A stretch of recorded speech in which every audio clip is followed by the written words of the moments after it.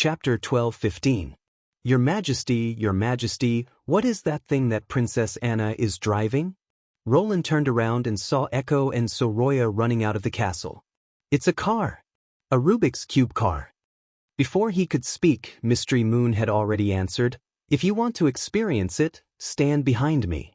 Don't jump the queue." A car? Soroya repeated the new term. A car driven by a steam engine? But the boiler part was replaced by the relics of the radioactive people, so it can be reduced to this size.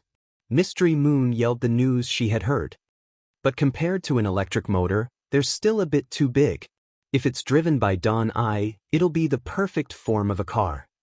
No, it should be called a magnetic car.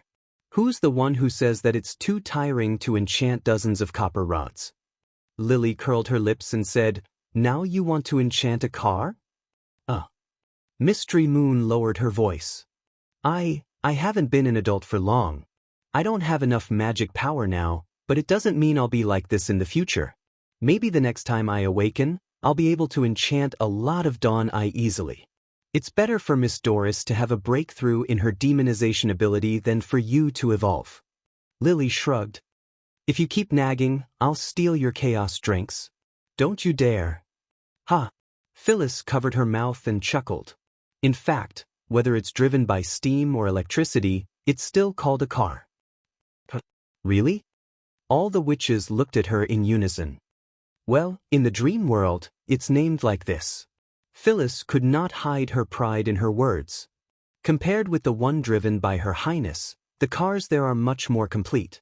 Not only can it avoid the wind and rain, but it also has heating in winter and air conditioning in summer. It can even be used as a mobile house. As for driving, it's as fast as lightning. Even the best horse can't catch up with it. Have you ever driven one? Mystery Moon was so envious that her eyes almost popped out. Of course, Phyllis said intoxicatedly. I once drove His Majesty's car across the endless highway. When the speed was at the limit, the roar of the wind almost covered everything, and the car was shaking as if it was cutting through the wind and waves. That feeling was really exciting.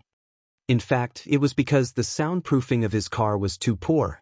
Coupled with the suspension of the scooter, it was as if it was going to fall apart once it was on the highway. Roland couldn't help but facepalm. It was clearly just a plain van, but the other party described it as a luxury car. This contrast really made him feel a little ashamed. But then again, no matter how cheap it was, the completion rate was much higher than this Rubik's Cube car. From the beginning to the end, the car only took less than 4 days. It used a steam engine at the front and a heating tank at the back.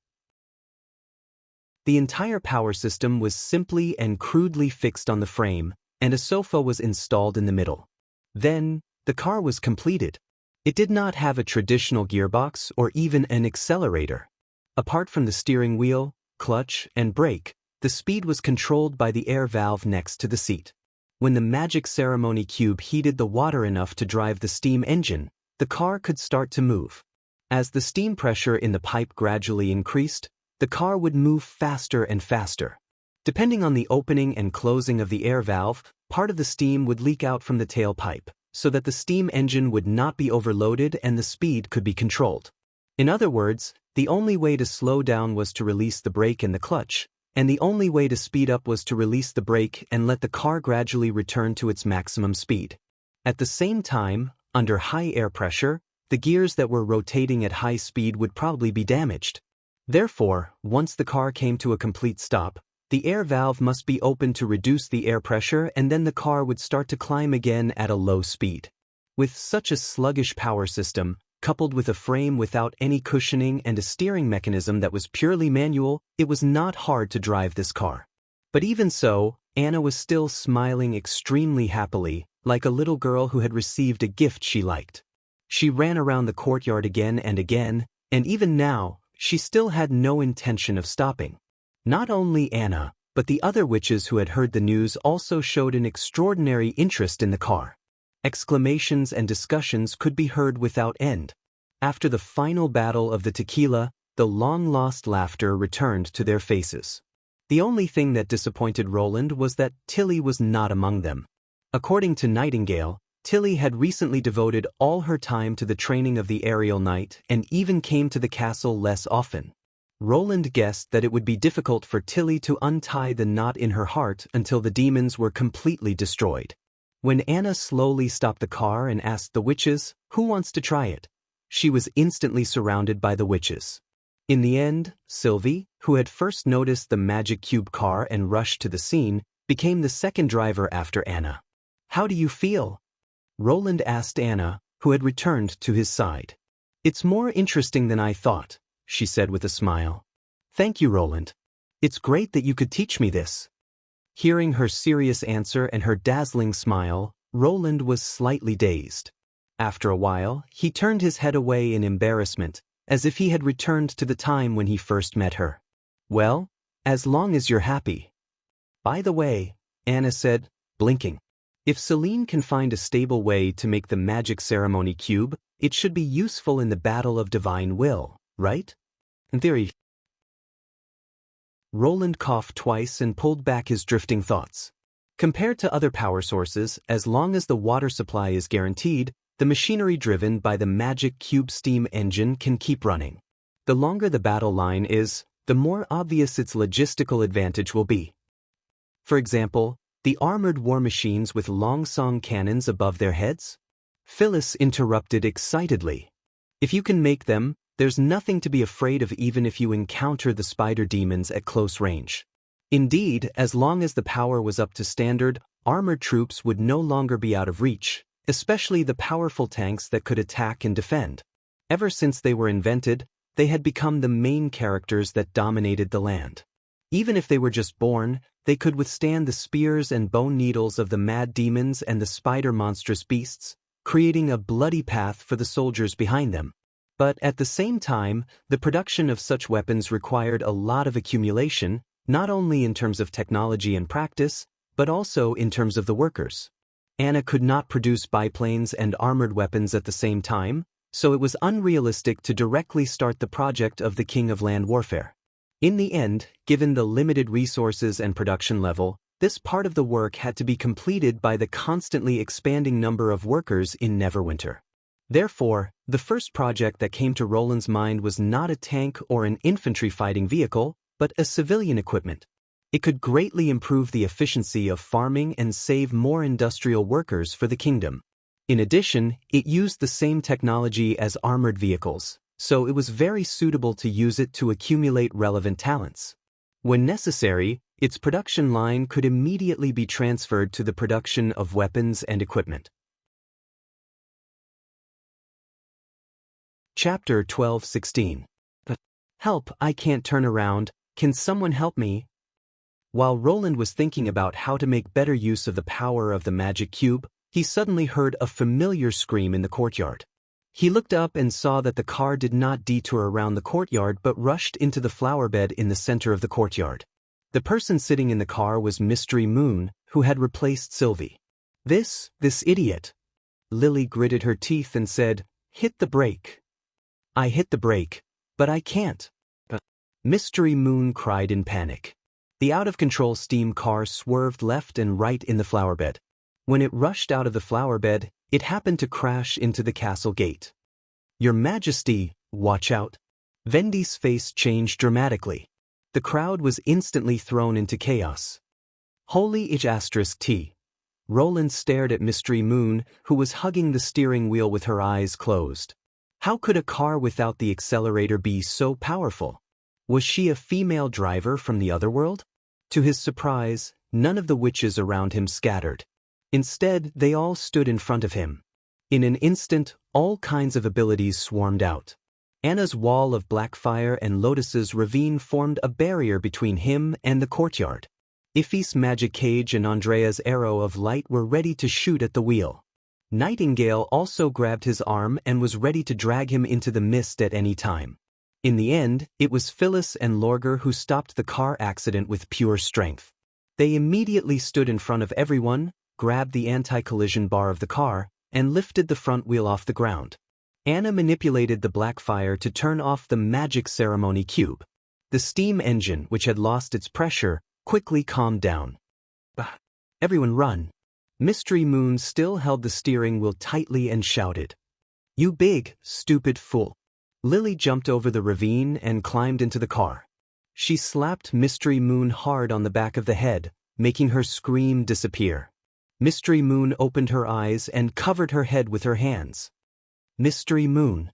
Seeing Vendy and Scroll aggressively surrounding her, Mystery Moon finally came to her senses. "I'm sorry, I was wrong." However, it was too late for her to apologize. Before the head of the detective group could defend herself, she was dragged into the castle by the two girls. "You're the one who gets into trouble every time. Cancel this week's vacation. Copy the rules of the Witch Union 100 times. There are still 5 more sets of exercises. You can only eat after you finish them." It was not until Mystery Moon's wailing disappeared in the castle that the witches shivered as if they had experienced it themselves. Of course, Her Highness the Queen was not included. "I've checked the car, and there are no problems with the steering and braking mechanism." Anna had finished her inspection and returned to Roland's side. "I'm afraid there's only one reason why Mystery Moon deviated from the road." "What is it?" "She's too weak," Anna said helplessly. Roland could not help but laugh out loud. Was it because she was too weak to steer the car properly, which eventually led to the partial pair? It seemed that before the steering and braking assist devices were installed, those who were less than or equal to Mystery Moon's strength had to decline the test. The messy courtyard was quickly repaired by Lotus and Anna. Looking at the witches who were staring at him, Roland laughed and shook his head. "If you still want to leave, you can ask Anna. As long as she agrees, I have no objection. Just be careful not to tear the castle down. By the way, don't forget to come back for lunch." "Yes, Your Majesty." "Please let me be the first to board the carriage."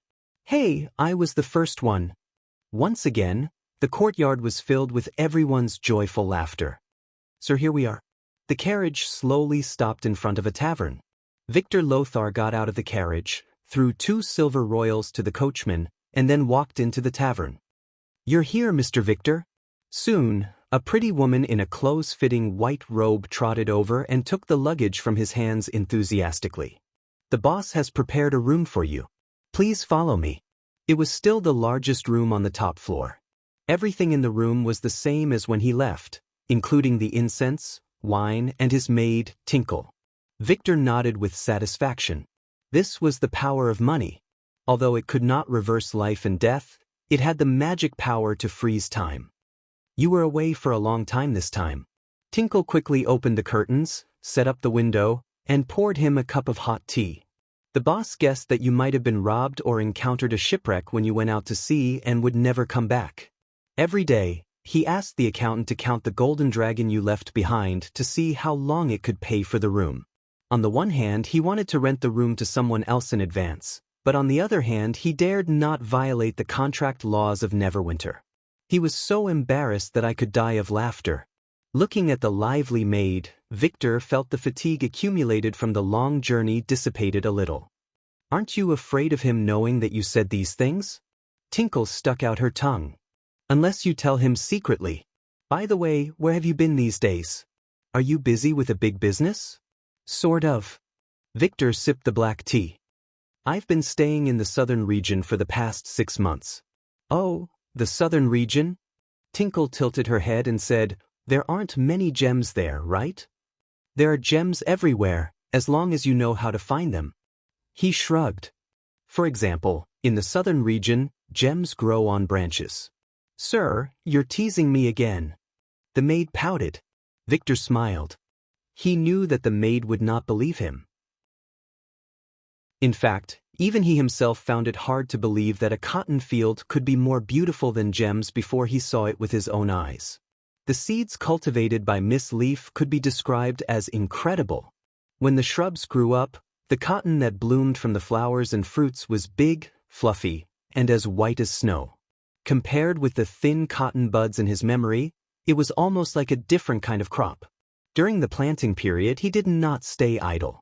He mobilized a team of tailors from his hometown, hired people to build a factory in the port of Clearwater, contacted contacts, and prepared a trade route. As soon as the cotton field was harvested, he was immediately busy. things went better than he had imagined. As soon as the new cotton was put on the market, it quickly overwhelmed other similar goods with its extremely high quality and affordable price.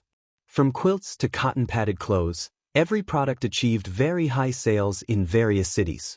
Of course, Victor did not forget the competition that His Majesty had mentioned.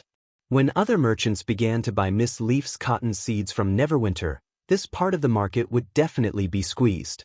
Therefore, on top of the simple cotton products, he also prepared a series of high-end products, mainly sets of clothes. From the design, materials, and tailoring, all of them followed the path of excellence. He also embroidered a unique 5-colored gem logo on the cuffs and collar of each piece of clothing to show that it was different from others. This kind of clothing, which was very upper-class style, was soon recognized by some people and gradually gained a special nickname, Rainbow Stone. In addition, he did not give up on those low-priced products. Whether it was quilts or robes, they were all marked with the same logo. The only difference was that the line used for the logo was monochrome. Victor vaguely felt that in this way, even if other merchants lowered the price than him, there would still be some people who would choose ordinary clothes embroidered with the Rainbow Stone logo, just like in the past when they sold jewelry, the nobles preferred the works of famous carvings. "How long will you stay this time?" Seeing that he did not continue the topic, Tinkle changed the topic. "About 3 or 4 days. I have a lot of things to do in the Southern Territory," Victor replied. "Are you leaving so soon?" The maid's voice was a little lower. He immediately understood what she was thinking. If she did not renew the room this time, she would have to serve other customers, which was obviously much more troublesome than getting paid for cleaning the room every day. Victor did not think it was a big deal, but compared to changing a maid, he felt it was better to let Tinkle continue to serve him, before he got tired of it. "Don't worry, I'll pay the Golden Dragon the next time I return to Neverwinter." "Really?" Tinkle's eyes lit up. Chapter 12-17. In the past 6 months, although Victor Lothar had been staying in the Southern Territory, he had been paying close attention to Neverwinter. In his eyes, this city would undoubtedly be the center of the future, not only for Grey Castle, but also for the other 3 kingdoms and the fjords. Since the publication of Grey Castle Weekly, he had ordered his men to buy it as soon as possible and send it to the port of Clearwater. This time, he took the time to return to Neverwinter because of 2 major events he had read in the newspaper. One was the sale of the Miracle Building, and the other was the premiere of the new magic movie, The Dust of Oblivion. He did not understand why the King of Grey Castle was so concerned about ownership. For example, he needed to obtain an ID card before buying a house, which meant that he was a Neverwinter citizen. The problem was that this ID card did not restrict his movements. Whether he stayed in the port of Clearwater or returned to the city of Glow, there were no restrictions. In this case, what was the point of emphasizing that he was an official citizen of Neverwinter to a traveling businessman like him? In any case, it was fine as long as he could participate in the purchase. The tallest building in the whole continent, and it was located in the center of the new King's City. Anyone who came to this place would not miss such a magnificent view. There was nothing more suitable than this to advertise the Rainbow Stone. Of course, even if he did not buy the Miracle Building, he would not feel too regretful. After all, as the first businessman to cooperate with His Majesty on the new cotton variety, he had already gained the upper hand in the industry. For Victor, the second event was far more important than the first. He would never forget the feeling when he watched the magic movie for the first time. It was absolutely a soul-deep shock. In other words, as the curtain opened, the body no longer existed, leaving only the soul to wander in an incredible world. He had watched The Wolf Princess several times. If he had not decided to go to the Southern Territory to grow cotton, he would have bought the tickets for every show. Although he could not guess the content of the new magic movie, The Dust of Oblivion, from the title, the original members of the Starflower Troupe and the screenplay written by the master dramatist Cajun Fells were enough to attract his attention. Moreover, in the introduction, it was mentioned that the story was based on a real event and had the help of His Majesty Roland Wimbledon. All the unknown secrets in the play came from the Royal Library. It was important to know that such insider information was often not disclosed to the commoners, and the rumors circulating in the streets or taverns were too outrageous. They could be used to pass time with idle chatter, but they could not be trusted at all. Now that he had a chance to see a small part of the secret, and it was through the magic movie, no matter which part of the script was revealed, the gimmick was already very important. How could he miss such an opportunity? This was the main reason why Victor made a special trip to Neverwinter. After arriving at the administrative office, Ling Long busied herself with applying for services and queuing up for tickets. She quickly took care of everything for him. The ticket price for the first show of the magic movie had risen to 50 golden dragon coins, 10 more than the price of the Wolf Princess. Nevertheless, he did not hesitate to spend 100 golden dragon coins to buy 2 tickets. This scene not only made Ling Long's heart flutter, but also attracted the attention of other people. After all, even foreign businessmen would have to think twice before buying such expensive tickets. Even the price of the second show the next day would be much lower, not to mention the price of the civilian tickets, which were only about 10 silver royals a week later. It was much more troublesome to buy a house in the Miracle Building. After applying, he and Ling Long were invited to a separate room. "You have a Neverwinter ID card?" At this moment, the maid lowered her voice and said in surprise, "But you're not from Grey Castle or Border Town." Victor shrugged and said, "You seem to have forgotten that as long as you buy a house, you can become an official resident of Neverwinter." "Of course I know that." Ling Long protested. "But you usually live in a tavern." "There's no conflict between the two," he said lightly. "I prefer noisy places to a residential area, but that doesn't stop me from buying a house for a rainy day." The maid stared at him with her eyes wide open and was speechless for a long time. This is the loveliness of a country girl, Victor thought. If it were a noble lady, she would probably look at me as if I were a fool. Just then, a young woman in office uniform came in and said, "Hello, sorry to keep you waiting. I'm Betty, a commissioner of the administrative office. I'm in charge of the registration of the sale of the Miracle Building." "I'm Victor Lothar. I've read your information. You meet the requirements." Betty spoke very quickly. "I have to say, you really have a good eye to be able to pick the Miracle Building out of so many residential areas. This is a landmark that His Majesty personally appointed. You can overlook the whole city from the top. Although the price is a little high, it's definitely worth it." Victor could not help but be startled. Why did it seem that she was afraid that she would not be able to sell it? He cleared his throat and asked, "May I know the price?" "It's all here, Mr. Victor." Betty handed over a piece of paper. Victor opened the paper and could not help but twitch the corner of his mouth. The price of each floor of the building was marked on it. The first 5 floors were around 100 golden dragons, and from the 5th floor onwards, the price doubled with each additional floor. The price of the 14th floor had reached the astonishing price of 2,000 golden dragons. Tinkle could not help but cover her mouth. "The 15th floor is not for sale?" Victor noticed that the price of the top floor was not on the paper. The Astrology Association and the Alchemist Workshop have jointly bought the 15th floor. I heard that they plan to establish the Society of Sages and use this building as their headquarters. I'll buy the 14th floor. Victor interrupted. Looking at the 2 people who were dumbfounded, he quickly added, 2. Even for him, who had been in business for many years, 4,000 golden dragons was a huge sum of money. He was a little hesitant when he saw the price, but after hearing about the Society of Sages, he immediately made up his mind. If Neverwinter was regarded as the center of the future, this so-called headquarters would inevitably affect the other kingdoms. If he could establish a relationship with these 2 organizations with a long history and a well-known reputation on the continent, even if they only stayed in the same building, it would greatly promote the Rainbow Stone.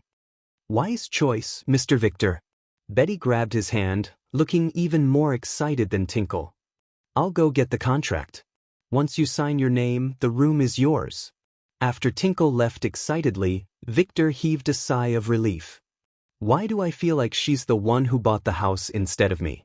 "It's probably related to the performance evaluation," Tinkle pouted. "What's that?" "I heard it from the customers in the tavern." It seems that everyone in the administrative office, from the officials to the apprentices, has an assessment like the completion of their duties. I'm not sure about the details, but their salaries and promotions are related to this. So that's how it is. No wonder every time I come here, I feel that everyone here is full of energy. Victor suddenly felt that he had learned something new. Perhaps it would be good to use it in his textile factory? Well, Tinkle hesitated. You spent so much money to buy the miracle building, so it won't be empty in the future, right? As for the tavern, I'll continue to rent it, Victor said with a smile. Of course, the house I bought with 4,000 golden dragons won't be empty either. But you can't live in two places at the same time.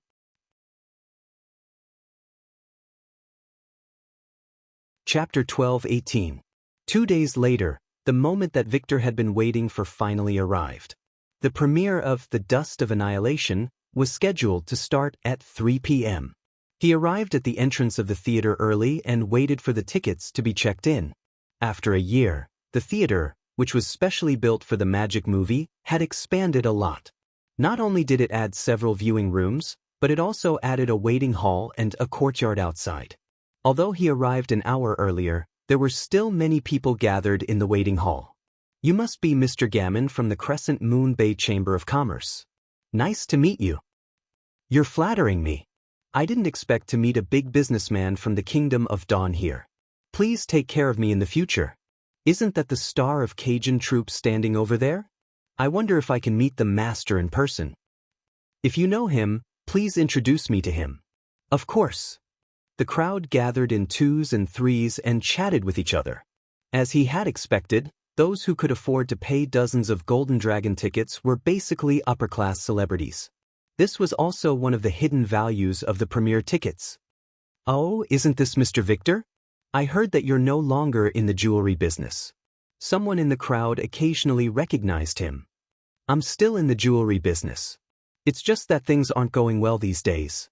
I like the new bedding that your Chamber of Commerce released. After I changed it in the hotel, the number of customers increased. I want to order another 100 sets. Thank you for your affirmation. We can arrange a place to talk in detail after the magic movie. Okay, that's a deal. Ling Long was left speechless upon hearing this. It was probably unimaginable for her to be able to casually reach a deal worth hundreds of gold royals. When no one spoke, she quietly tugged at the corner of Victor's clothes and asked, "Sir, are these people here to watch the magic movie or to talk about business? And I saw that you didn't know many of them before. Aren't you afraid that they'll cheat you?" "Don't worry. This is common for businessmen. You'll get used to it." Victor smiled. After all, businessmen who were willing to buy premiere tickets were a kind of strength in themselves. Once they stepped into this circle, they would be able to gain the recognition of others to a large extent. The magic movie wasn't a real thing, so nothing would be left after watching it. Therefore, in a sense, it was more convincing than a full set of jewelry. Just as he was walking and explaining, he suddenly bumped into someone passing by. "But, I'm sorry." Victor noticed that the other party was a woman, so he apologized first. However, when he saw the person who was hit, he couldn't help but be stunned. It was a lifeless face. Her facial features were not bad. If she dressed herself up a little, she would probably be better than Ling Long. But his pale complexion and empty eyes almost ruined everything. People could not help but feel disgusted. Such a gloomy expression was really incompatible with the atmosphere in the hall. The woman didn't say anything. She just glanced at him and continued to walk forward expressionlessly. "What a weirdo," Victor muttered to himself.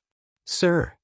Ling Long, who completely did not notice this scene, grabbed his hand and shouted, "The magic movie is about to start. Let's go in." "But this..." Victor shook his head, put aside his unhappiness, and followed Ling Long to the viewing room. "What happened just now?"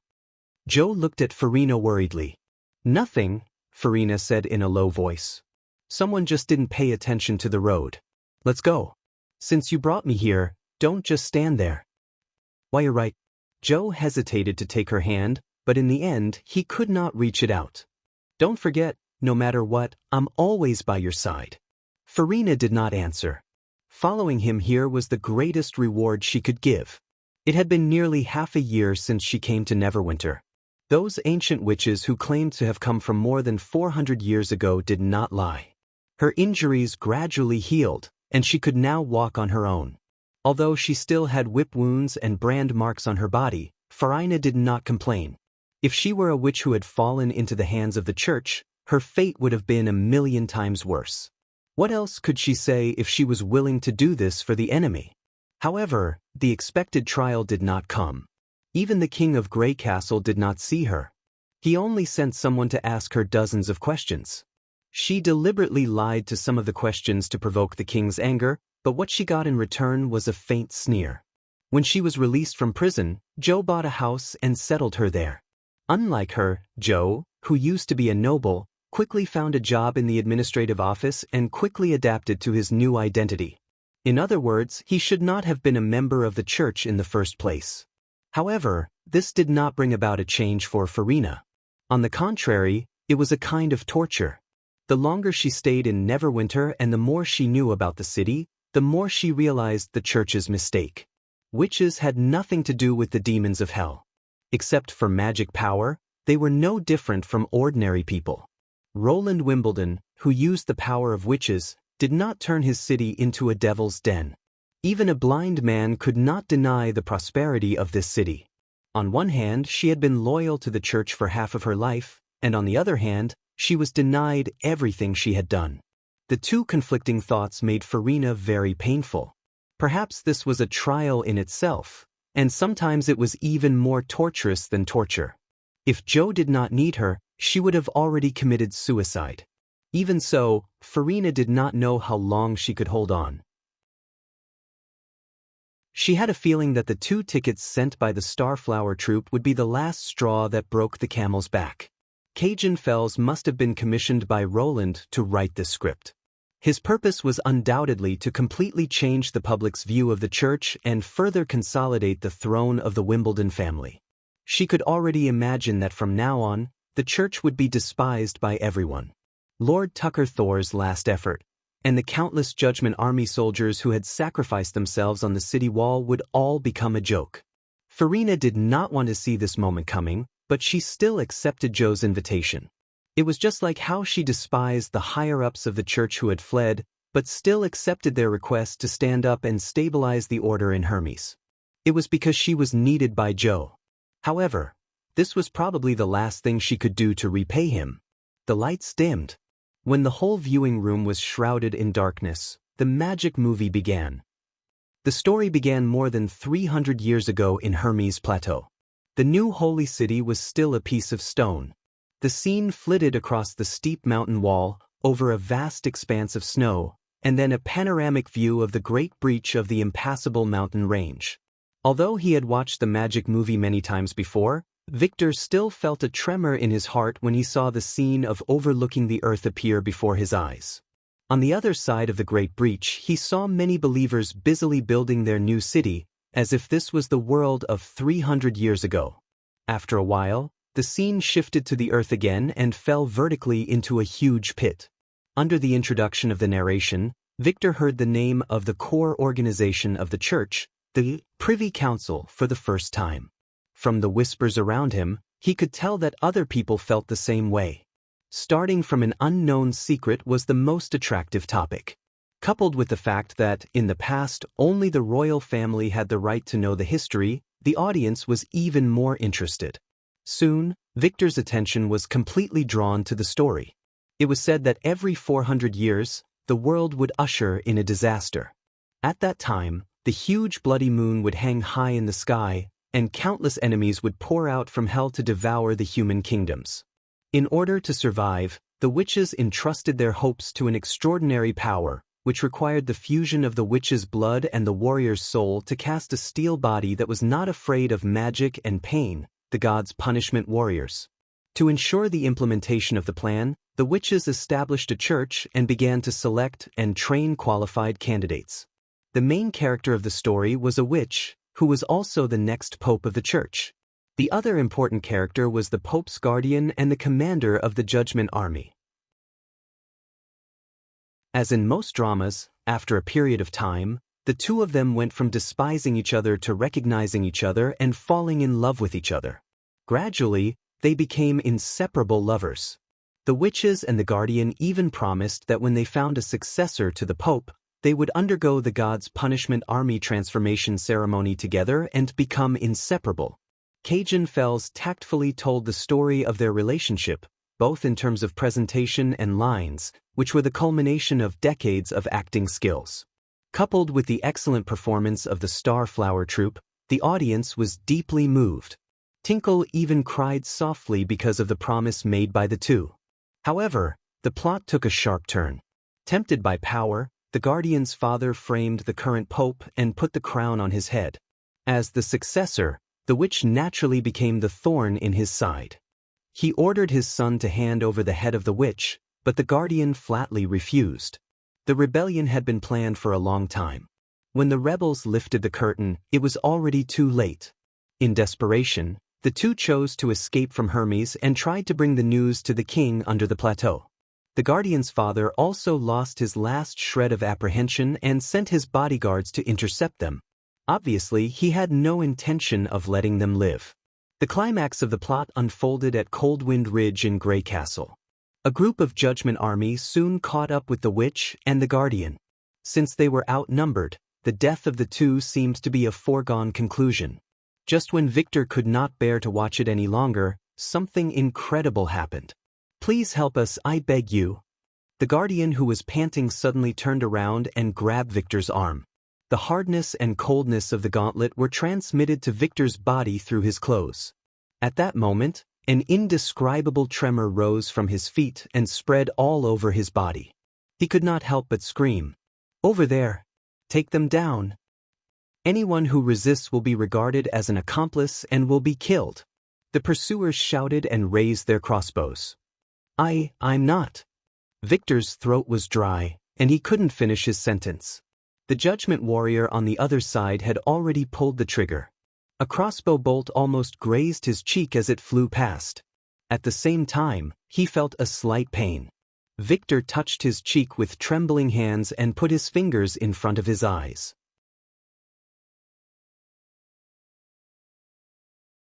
Chapter 12:19. Farina was surprised to find that the straw was still there. Although it was only a few feet away from her, it did not press down on her. The background of the magic movie was similar to the history of the ancient tequila witches, but it did not completely deny the church. When she saw the people in the drama risking their lives to fight against the enemies of hell, she even felt a surge of heat in her body that she had not felt for a long time. When the Hermes in the magic movie suddenly rebelled, she clenched her fists tightly and wanted to beat them to the ground one by one. It was these people that caused the church to forget its original purpose of being established. From being needed by people, it became a giant beast that devoured people. The most hateful thing was that those in power who knew the inside story kept their mouths shut about the existence of the devil, but at the same time, they trained the followers with the idea of saving the world. This caused countless warriors like Lord Tucker Thor to die with a noble faith, but they did not realize that they were just tools for them to control power. She should not be loyal to such Hermes. The question was, why did the king of Grey Castle reveal this side of the church?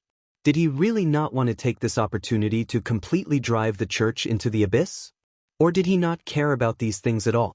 Just when Farina was in turmoil, the pursuers sent by Hermes caught her attention. Even if it was a few minutes earlier, she would not have any reaction. For a person in despair, no matter what happened around her, it had nothing to do with her. But now, there was a wave in her heart, and the strength of the past seemed to have returned a little.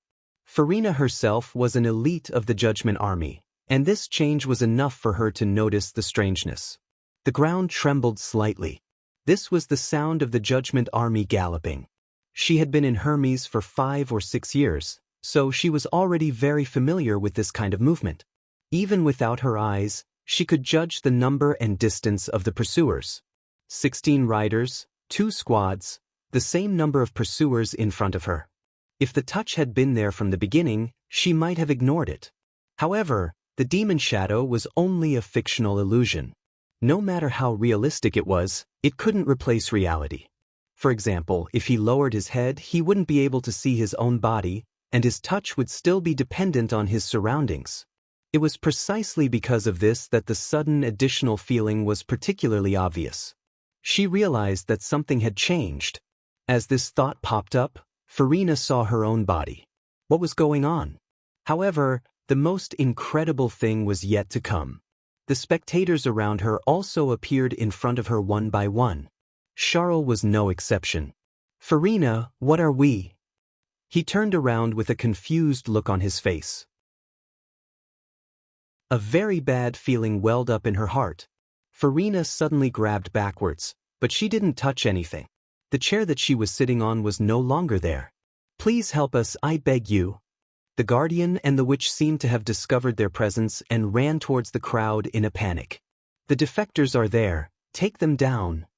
Anyone who resists will be treated as accomplices and will be killed without mercy." Crossbow bolts flew over and shot several people in the front row to the ground. Most of the spectators were directors of the Chamber of Commerce and dignitaries from aristocratic families. Almost none of them had ever been in a battle. In the face of such a sudden change, all of them were stunned. "Damn it!" Farina cursed in a low voice. What the hell were those witches doing? Was this still an illusion? If it was before, she would have shouted, "This is an evil trap set by the witches. Everyone follow me!" To calm people down. Resisting the subconscious impulse, she pushed Charles away and quickly rushed to the front of the crowd. "Stop! I'm Farina, the captain of the Vanguard Battalion of the Judgment Army. Who are you?" This unexpected shout made the pursuers stop their horses. "Vanguard Battalion? How come I've never heard of this team? Hey, who's your commander?" "The Archbishop of the Privy Council, Lord Tafon." Farina made up a story. At the same time, she put her hand behind her back and made a "give me a weapon" gesture to the defected guardian. What? Hearing this answer, the leading warrior showed a hesitant look. Sure enough, as the mastermind of the rebellion, the guard had heard of the Privy Council. All the high-level people who were involved in the core secrets of the church should have a lot of influence in the church. But she also knew that this could only make the opponent hesitate for a moment, but it could not change his mind. The rebellion had been successful. Even if the archbishop had a high position and power, he could not be compared to the newly crowned pope. She had to seize the opportunity and make the first move. Unfortunately, the guardian didn't fully understand her gesture. He just carefully raised his sword and stood beside her. "Why aren't you wearing the armor of the Judgment Army?" The leader of the pursuers probably made a decision. He dismounted from his horse and slowly surrounded her with his men. "Because I'm carrying out a special task." Farina calmly replied. "Sorry, because the defected is too important, I have to bring him back to Hermes. This is the order of His Holiness. In addition, your men had better come with me. Lord Tafon must understand the order of His Holiness. Do you have to do this?" The leader put his hand on the hilt of his sword. "Okay, then I'll go with you." Farina sighed. As for Lord Tafon, what happened to him? He's already dead. While speaking, she quickly pulled out the spare dagger from the waist of the guardian and inserted it into the gap of the helmet of the leader. After more than 300 years, blood suddenly sprayed on her face. Captain! Kill them!" Farina grabbed the weapon of the leader and fought with the pursuers. At this time, the guardian also waved his sword and joined the battle. "This woman is so strong. Damn, where's the crossbow? Hurry up and load it. Don't let the witch go." The scene was chaotic. From time to time, some people groaned and fell to the ground. The rest of the audience fell into a state of sluggishness and did not dare to move. For Farina, this was a battle where she had no chance of winning. Even if she could knock down her opponent, it would be difficult for her to inflict fatal damage. Furthermore, she was outnumbered 16-2. It was only a matter of time before she was cut down by the swords. After a few rounds of fighting, she had many wounds on her body, but the burning pain did not slow her down. Instead, it made her more and more eager to fight. Farina felt a long-lost satisfaction. "How dare you go against the church?" The pursuing guard roared. The church? No, you don't deserve to mention that name. She glared at them. It shouldn't be like this. You destroyed it with your own hands. You've let too many people down. Yes, she would soon die here, but Farina found that this was the best ending for her. Even if it was only for a short moment, she finally became the kind of person she wanted to be. But death did not come as expected. A rapid gunshot broke the sound of swords clashing. She turned around and found that the men in black who had been guarding outside the courtyard had appeared in the magic shadow. Their reinforcements turned the situation around. The enemies seemed to be scared out of their wits. They abandoned the bodies of their companions, turned around and fled, and soon disappeared into the mountains. Thank you. The wounded guardian walked to Farina with the help of the witch. I thought the church was completely under my father's control. I didn't expect to meet an upright warrior like you. I thought there was no hope, but it seems that God has not given up on us. The witch still had tears on her face, but now she smiled and said, You've not only saved us, all humans owe you one. Farina opened her mouth, but did not know what to say. We're going to Grey Castle and tell the king about the changes on the Hermes Plateau. I hope it's not too late, the guardian said solemnly. You should go too. Don't go back to the holy city. If one day the church can return to the right track, I think we'll meet again. Fear, my friend. After watching the two slowly leave, her vision darkened. When the light returned to normal, she found herself still sitting in the viewing room, and the chair behind her was still firm. Even the wounds she had suffered in the battle had disappeared. So, what she had seen just now was really an illusion. Oh my, this is amazing. At this moment, the audience finally came back to their senses, and the viewing room suddenly burst into a deafening uproar. By the three gods, I feel like I'm changing history. You're indeed a master of drama. To be able to watch such a magic shadow, not to mention 50 golden dragon, even 100 golden dragon would be worth it. When you rushed up, I was scared to death. Fortunately, it was just a false alarm.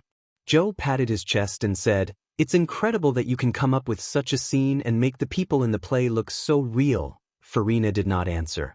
She noticed that the men in black were nervous and looking around with guns in their hands, which did not seem to be arranged beforehand. There were also two theater staff who directly rushed backstage, looking flustered and surprised. This did not seem to be the behavior of a successful performance. When she held her breath and tried to further capture the details, she suddenly heard a faint explosion, which seemed to come from far away. At the same time, people's screams, cries, and curses also sounded intermittently, but it seemed insignificant in the incessant discussions and praises in the room. This is not right. Farina realized that something was wrong. She suddenly stood up, ignoring Joe's surprised gaze, and ran over the heads of the audience in the back row to the viewing room. Wait. Noticing this scene, the men in black wanted to stop her, but it was obviously a step too late. Farina ran through the hall, out of the courtyard, and then froze beside the receiving road. Neverwinter had already fallen into chaos. People were running and shouting everywhere, and several residential areas were billowing thick smoke, as if a fire had broken out. In the direction of the industrial area, there were continuous explosions, and the whole city seemed to be out of control. But what was more terrible than all this was coming from above.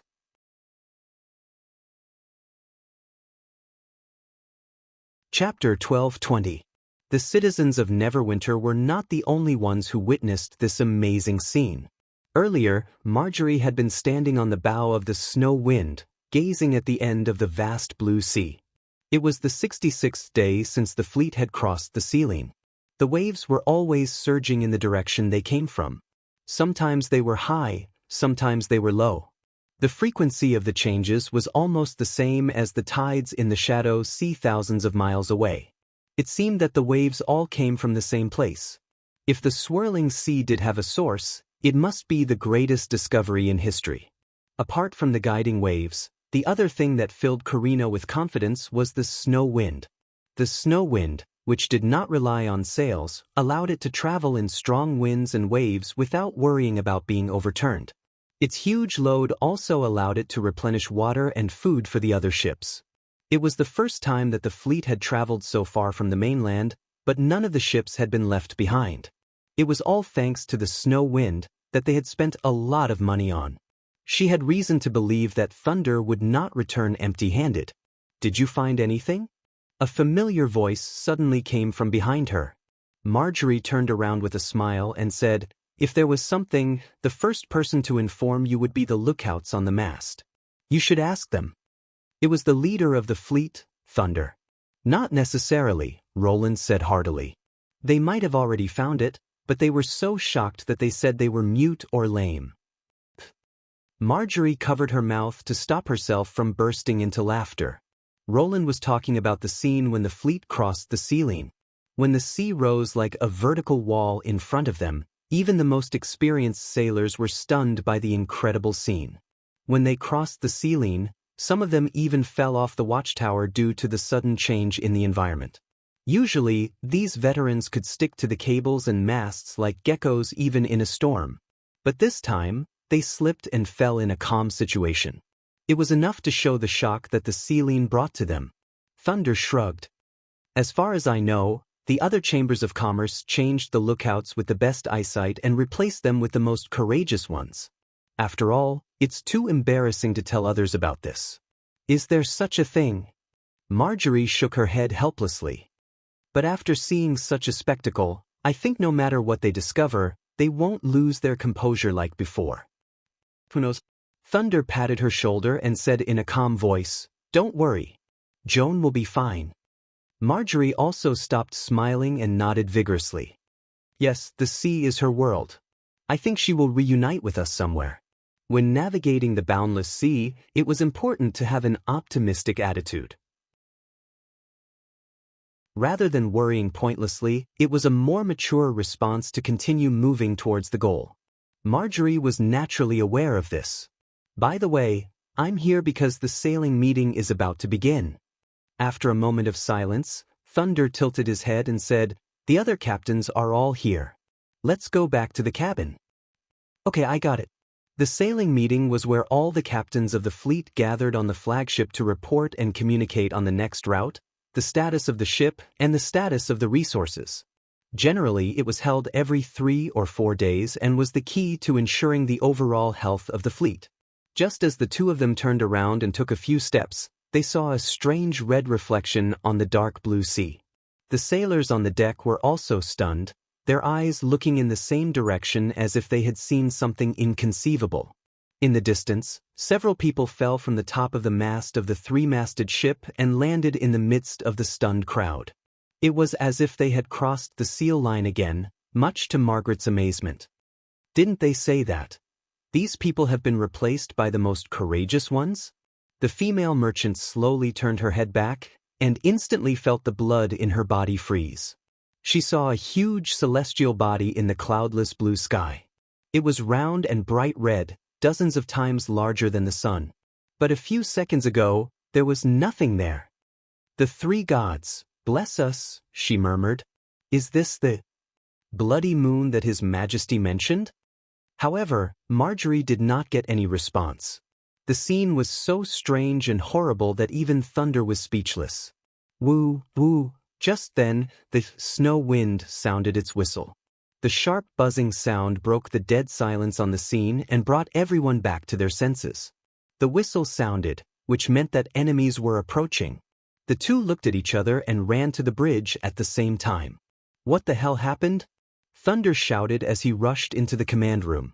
"There's ship," the first mate stammered. "From the southeast. It's coming toward us." "What did you say?" Thunder snatched the telescope from the first mate's hand and aimed it at the direction the first mate had pointed out. Marjorie's heart sank. They were now thousands of miles away from the Shadow Sea. Even birds were rarely seen, let alone humans. How could there be a ship? This was a new sea that no human had ever set foot in. She asked another adjutant for the telescope and looked in the direction Thunder was looking at. "Oh my God!" The female merchant gasped. She saw 2 shadows floating on the sea in the distance. They did not have sails, but they were riding the waves. But this was not the most horrifying thing. The water around the shadows seemed to be boiling, as if countless fish were following them. But she soon found that the surging things were not fish, but something that sea merchants and explorers did not want to see. Sea ghosts. The fins on their backs appeared and disappeared from time to time.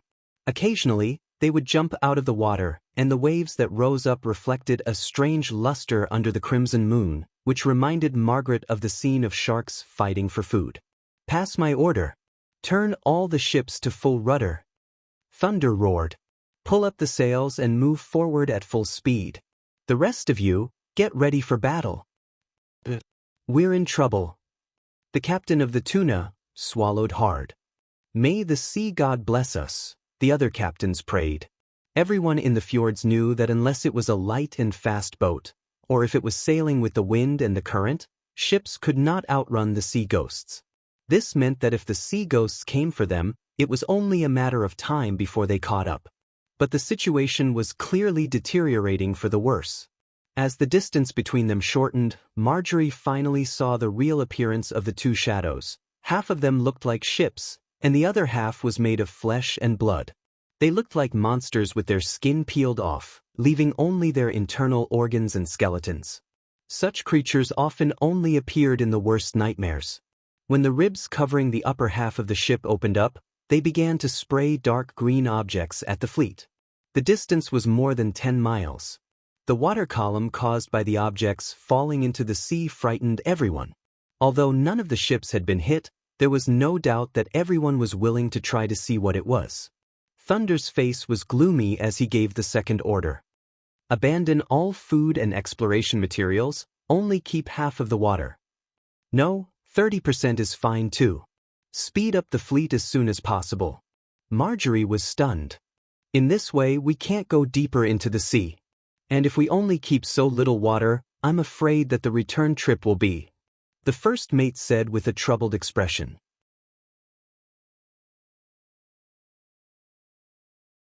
Chapter 12:21.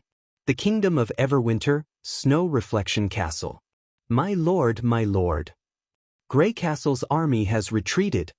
When a guard rushed into the castle hall excitedly and announced the latest news, all the nobles fixed their eyes on him.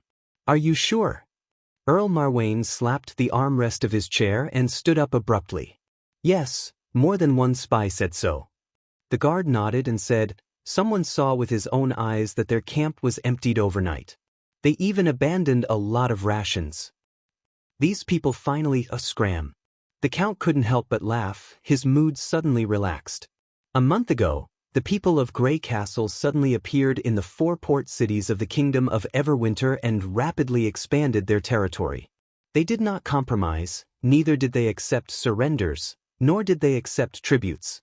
Wherever they went, they almost wiped out the population. This plague of barbarism was even more terrifying than the Church. At least the Church could communicate with them. The reason given by the people of Grey Castle was also extremely absurd. They said that the bloody moon would bring disaster and that they had to leave as soon as possible. What a joke! This land was left to him by his grandfather's grandfather. No one could take it away from him, not the Church, not Grey Castle. "My lord, you are wise," an old scholar said respectfully. The so-called full moon, missing moon, dark moon, and crimson moon are all astronomical phenomena that will appear at regular intervals. If they want to believe that this is an ominous sign, it's their business. As long as you don't move, they can't do anything to you. That's right. The cliffs around Snow Reflection Castle are your greatest asset. If the people of Grey Castle are willing to negotiate, we can make concessions. The Church was also aggressive at first, but in the end, they still made you a bishop. The others echoed. Earl Marwain's confidence grew. He looked at the strange phenomenon outside the window. His initial fear had long since disappeared, and he even felt a trace of admiration for it. Had it not been for the change 3 days ago, the people of Grey Castle would have pushed their front line to the center of the Kingdom of Everwinter in about a month, and the Snow Reflection Castle would inevitably be affected. Although the barbarians rarely attacked the cities of the nobles and would ignore them as long as they did not interfere with their actions, they could not ignore the fact that they had violated the property of the nobles by plundering the population. If the barbarians really wiped out the cities around the cities, they would suffer during the months of demons. Indeed, just as the vassals said, the city itself was his greatest asset. It was located in the north of the king's city, situated on a precipice. The surrounding area was sunken very deeply, forming a natural island on land. The widest part of the fissure was several miles wide, while the narrowest part was about 100 feet wide. Only a rope bridge could pass through. The area in the center of the crack was large enough to accommodate several cities. The ancestors had built the castle on the island, because it was easy to defend and difficult to attack. The snow reflection castle had never been conquered since it was built. Although the Church of Hermes had conquered the entire kingdom of Everwinter in a very short time, they had failed to attack the snow reflection castle. Instead, they sent messengers to negotiate with him, claiming that as long as he was loyal to the church, he could continue to control the place. In the Earl's eyes, this was what a normal person would do. That was why he had kept quiet and wanted to get a good price from the barbarians. However, the conditions that Wimbledon offered were unacceptable. Earl Marwain was not worried that the people of Grey Castle and the demons would attack the city. There was nothing more reliable than a steep cliff. However, the city also needed supplies from the surrounding towns. Even if the snow reflection castle was filled with warehouses filled with resources and could last until the day the enemy gave up, once the population was completely captured, the resources that had been used up could never be recovered. Fortunately, they were scared out of their wits by the bloody moon. "Mr. Sack, what should I do next?" Marwain looked at the old scholar. "He, of course, take the initiative to attack," the latter said while stroking his long beard. The Earl's face immediately stiffened. Defending the snow reflection castle and going out to cause trouble were two different things. If not for this natural barrier, he would not have dared to contend against the King of Grey Castle even if he had 10 times the courage. "Don't be afraid. I'm not talking about the people of Grey Castle. I'm talking about the territories they've looted. Think about it. The scouts mentioned that the enemy was scattered. There were only about 100 people in a small team. What could they take away?" Marwain's eyes lit up. "You mean," the old scholar nodded with a smile. "The people who were captured must have left behind a lot of things. If we follow the route of the people of Grey Castle, we should be able to pick up some things. For example, food that was very difficult to carry."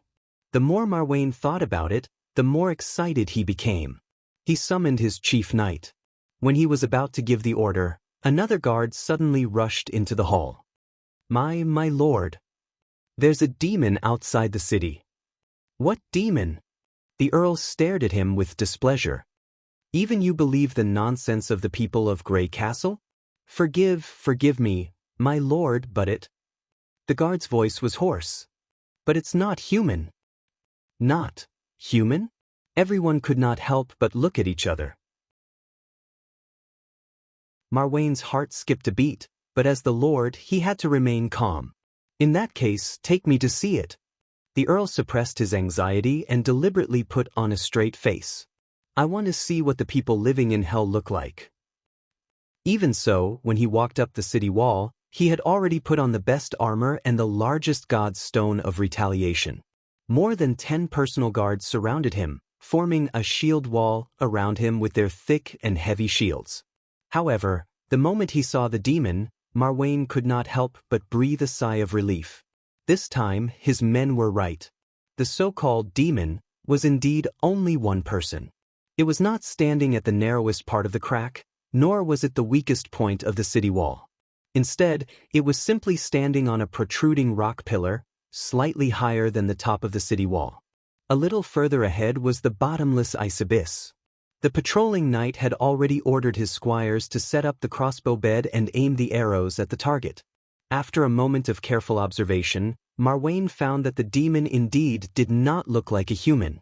Although it also had hands and feet, it was much taller than ordinary people. Its skin was azure, and he could see the bulging meridians and blood vessels. The most obvious difference was the tentacles on its cheeks, jaw, and elbows. Those disgusting, earthworm-like tentacles were slowly wriggling, which made Marwain's hair stand on end. What puzzled him was that the demon's eyes were closed, as if it was asleep. He could not sense any threat from it at all. Was this demon really attracted by the bloody moon? No, that's just a story the people of Grey Castle used to scare the ignorant villagers, the Earl thought. No matter where it came from, it had nothing to do with the rumored doomsday. On the contrary, as long as he ordered his men to pull the lever, this guy would be shot by a crossbow. Thinking of this, Marwain took a deep breath and shouted, "Listen up, you ugly and filthy monster. I'm the Lord of Snow Reflection Castle, Marwain Casso. You've invaded my territory. If you want to live, kneel down and surrender to me. That's your only choice. Otherwise, the ice abyss under your feet will be your burial ground." He did not think that the demon could understand what he was saying. His speech was not so much a warning to the demon, but rather a show of bravery and fearlessness to his men on the city wall. Since the people of Grey Castle believed that this was a demon from hell, if he could scare off or kill one, it would definitely increase his reputation. "I don't have the patience to wait for too long. I'll give you 5 seconds to make your choice."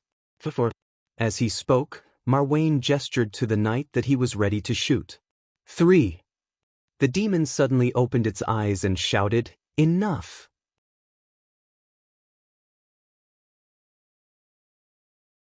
Chapter 12:22. This guy can actually speak the human language. When the Count was helped up by his guards, he felt his face burning and his expression was rather ugly.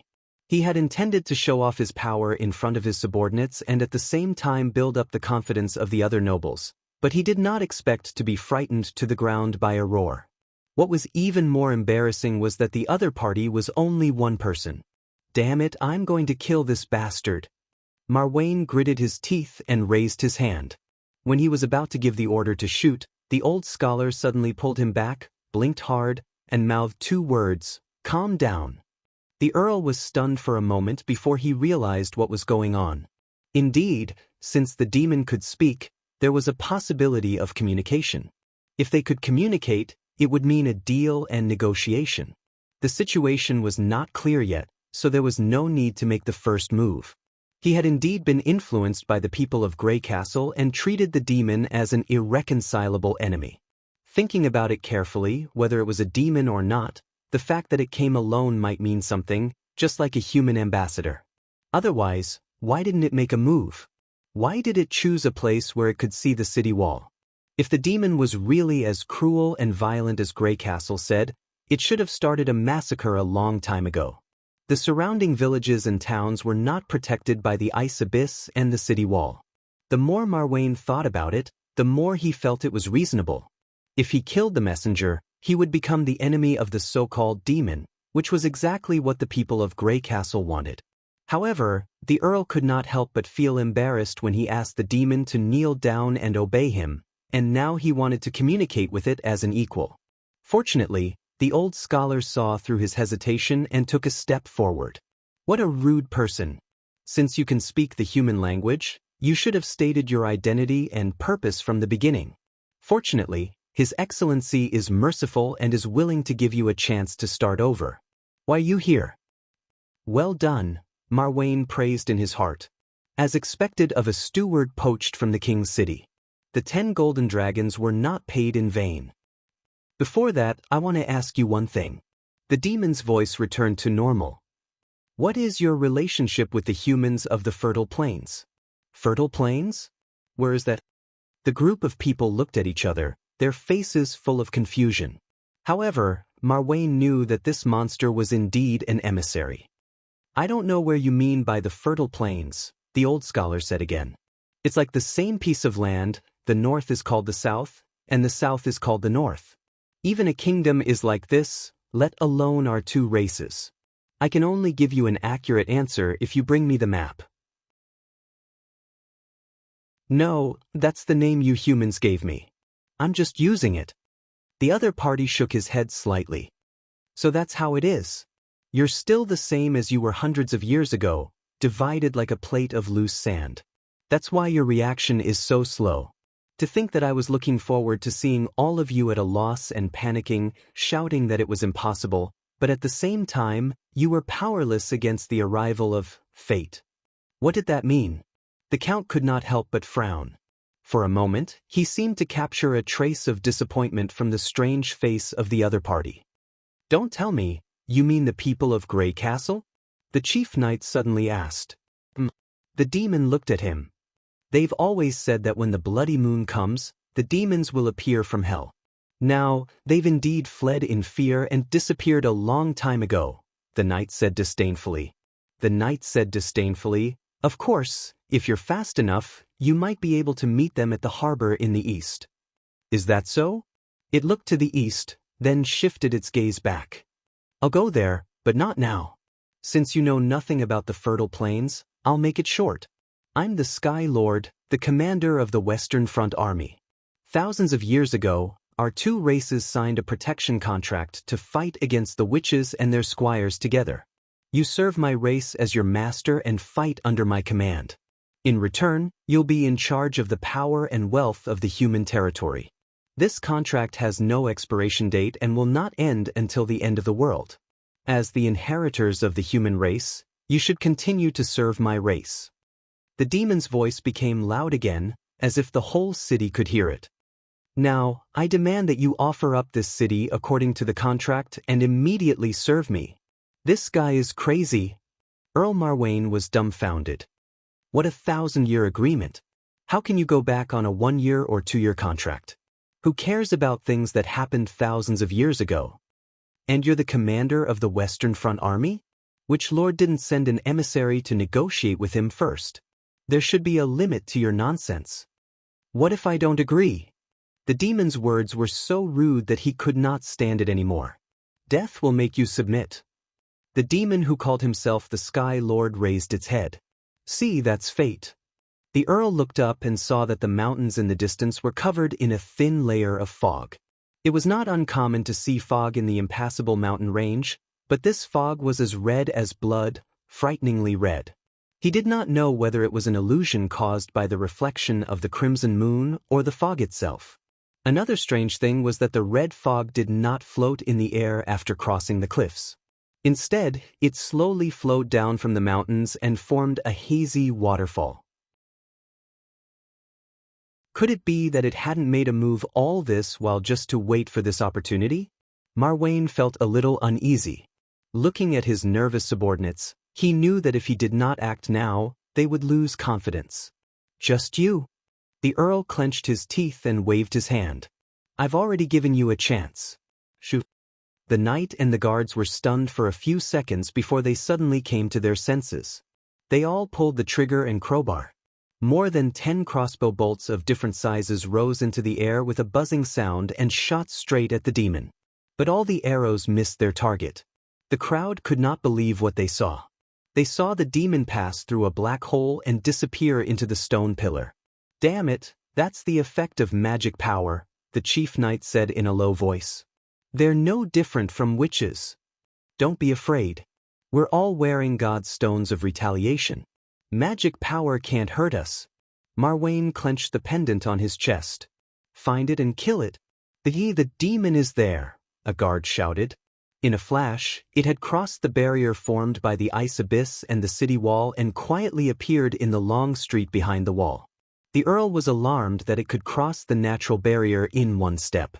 Such a dangerous monster, whether it was an emissary or not, must die here.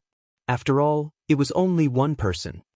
Prepare the god's stone arrows and deal with it as a witch. The person who kills it will be rewarded with 100 golden dragon stones. Just as the knight and the guards rushed toward it from all directions, the demon slowly raised its arms. The next moment, a black curtain of dozens of feet wide appeared behind it, cutting off the street and the houses on both sides. At first glance, it looked as if the street suddenly had a thick wall. What was it trying to do? The Earl could not help but feel puzzled. It did not look like an attack or a defense. Was it trying to use this ability to hide itself? But he soon got the answer. Thick red mist spewed out from the black curtain like a breached river bank. Then, a group of monsters that he had never seen before roared and rushed out of the black curtain, colliding with the knight. The god's stone did not affect the knight at all, but he was sent flying far away with blood spewing out of his mouth. A large part of his chest caved in, and it seemed that he would not survive. But this was far from the end. It was the beginning of a nightmare. Monsters kept appearing from the black curtain as if they would never stop. They first bowed to the Sky Lord and then joined the battle. Be it in size or strength, these monsters were far superior to ordinary people. Soon, they rushed to the top of the city wall with overwhelming strength. The chaotic battle turned into a massacre. The guards who had lost their will were torn to pieces by the monsters. Blood and broken limbs were scattered everywhere. In less than a quarter of an hour, the city was filled with cries of pain and cries for help. Those who were still alive fled out of the city in a panic, but they could not cross the bottomless ice abyss. Marwain felt his legs go weak. He swayed and fell to the ground, but this time, no one came to help him. His personal guard had been torn in half by the enemies in front of him. The snow reflection castle that he was so proud of, the territory he inherited from his grandfather's grandfather, had fallen in just a single encounter. The red mist filled with the smell of blood was overwhelming, turning the place into a living hell. Through the mist, the crimson moon in the sky appeared even more ferocious and terrifying. So this is the scene of doomsday, the Earl finally thought.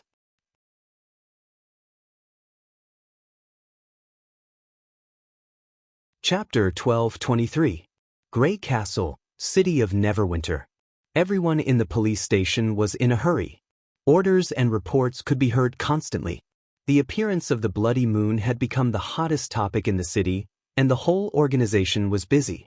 As the new king's city of Grey Castle and the residence of His Majesty, the police department had to investigate and record even the slightest incident in the city, let alone a fire and an explosion at the same time. Carter Lannis had not slept for almost 2 days. After comforting his frightened wife that day, he devoted himself to his work.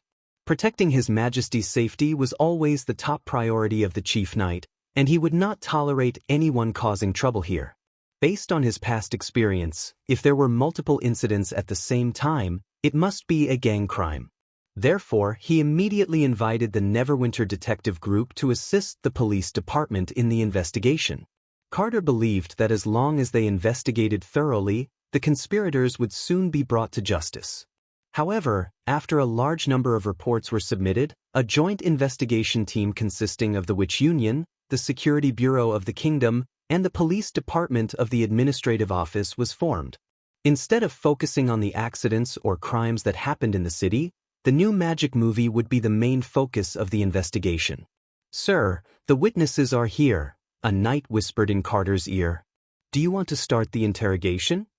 Carter cleared his mind, drank the strong tea in one gulp, and nodded. "Let's start. Invite the others in." Since they were not interrogating a criminal, the interrogation would be conducted in a temporarily vacated office to take the other party's emotions into consideration. Other than Carter, the members of the joint investigation team included Lady Agatha and Deputy Director Vader of the Security Bureau.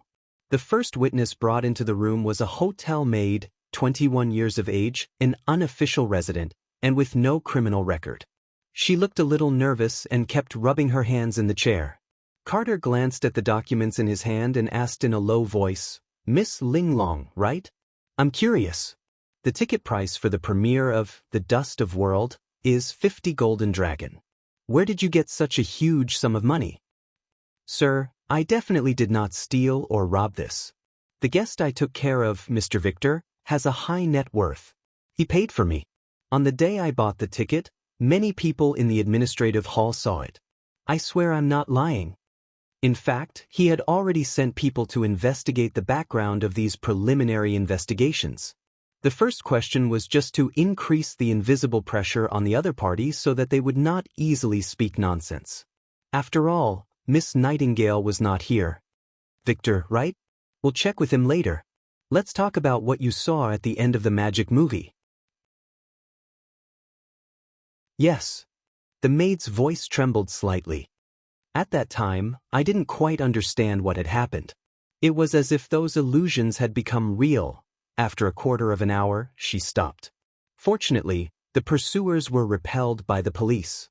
Otherwise, I can't imagine what would have happened to those two." Carter frowned. He had watched the magic movie before. Although the Wolf Princess was thrilling, it wasn't as exaggerated as this. Are you sure that the pursuer's weapons hurt the audience? I'm not sure, but Mr. Victor's face was indeed bleeding, and the screams of the other victims didn't sound fake. Do you remember when this accident happened? About 10 minutes before the movie ended? Or even longer? Sorry, I was so scared that I almost hid in Mr. Victor's arms. Do you have any questions? Carter looked at the other two. Agatha pondered for a moment and said, if I understand correctly, the characters in the magic movie talk to you, right? She picked up a photo and asked, is this the person?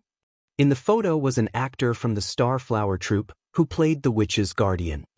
That's right, it's him. I remember very clearly that he even thanked us at that time. Carter had goosebumps when he heard this. Of course, he knew that once the magic movie was shot, the content could not be changed, and it was impossible for the actors to talk on their own. Seeing that the two were silent, Carter waved his hand at his subordinates and said, next. The statements of the witnesses were similar. To put it simply, it was as if everything in the magic movie had come alive. Although it was later proven to be a false alarm, it had really happened at the time. The testimonies matched each other, which meant that it was not a hallucination. Carter had been focusing on the fire and explosion a few days ago, so he did not pay much attention to the reports of the panic in the theater. Now, he vaguely understood why his superiors paid more attention to this matter. The next witness is the police officer who was in charge of maintaining order in the courtyard at that time. He's the captain of Team 2. Let him in. The captain was obviously much calmer and quickly explained what had happened. I first heard cries and cries for help coming from outside. When I was about to go out to find out what was going on, I noticed that there was a crimson moon in the sky. To be honest, I was a little hesitant at that time. I didn't know whether I should stay at my post or help those people. Just then, a witch ran out from the back door of the theater and asked me to bring my men into the theater to protect the audience. Then you shot the people chasing after you in the magic movie? Although it sounds a little strange, it was indeed what happened. They may only be actors, but they posed a real threat to the audience at that time. Besides, I always thought that it was just an illusion, so I didn't hesitate. The second last witch to be questioned was the one who played the magic movie at that time, Nightfall. What else could I do? I was also desperate. Activating the sigil of recording was supposed to be the job of the one with the most magic power. Who knew that such a problem would occur? Nightfall complained as soon as she entered the theater. It was fine at that time, but the sigil suddenly pushed me out of the screen. According to the emergency situation, I should have immediately stopped the input of magic power, but it didn't stop at all. I wanted to shake the audience to wake them up, but they didn't respond at all. It was as if they were under a sleeping spell. Anyway, I tried my best. After thinking about it, I could only ask the guards for help. The corner of Agatha's mouth twitched. Was it the sigil that pushed you out? Probably. At that time, I did feel a repulsive force coming from it, as if I had injected enough magic power into it and it was overflowing. After that, my vision went back to normal. When the last person entered the office, Carter was a little surprised to find that it was Cajun Fells, the author of the play. As soon as he sat down, he clenched his fists in excitement.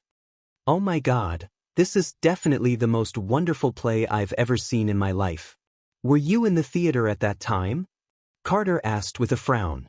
Carter had always disliked Cajun Fells because he had a dispute with his wife. I checked the list of the first audience, but you weren't on it. He was backstage and had a special seat. In fact, the members of the Starflower troupe don't need to buy tickets to watch their own magic movie. Didn't your wife tell you that? The Ice Witch replied on behalf of Cajun. In fact, it was his report that made His Majesty pay attention to this matter and send the Witch Union to investigate. Sorry, it's just my habit, Cajun said apologetically with his hand on his chest. As long as it's a play I write, I like to watch it with everyone without telling them who I am, so that I can feel the audience's reaction. Ms. May might have known about this, so she didn't tell you in advance. Cajun's tone became excited again. I have to say, this magic movie is definitely a miracle in the history of theater, because the audience rewrote its ending. What did you say? Carter asked in surprise. You heard me right, Your Excellency Knight. That's not what I wrote. Cajun Fells said, waving his hands. In the original story, this was a sad ending. In order to protect his sweetheart, the Guardian attracted the attention of all the pursuers and fell off the cliff, leaving the witch alone. But I didn't expect that the two of them would be saved by the audience, and both of them survived. Is there anything better than this? The Chief Knight was stunned.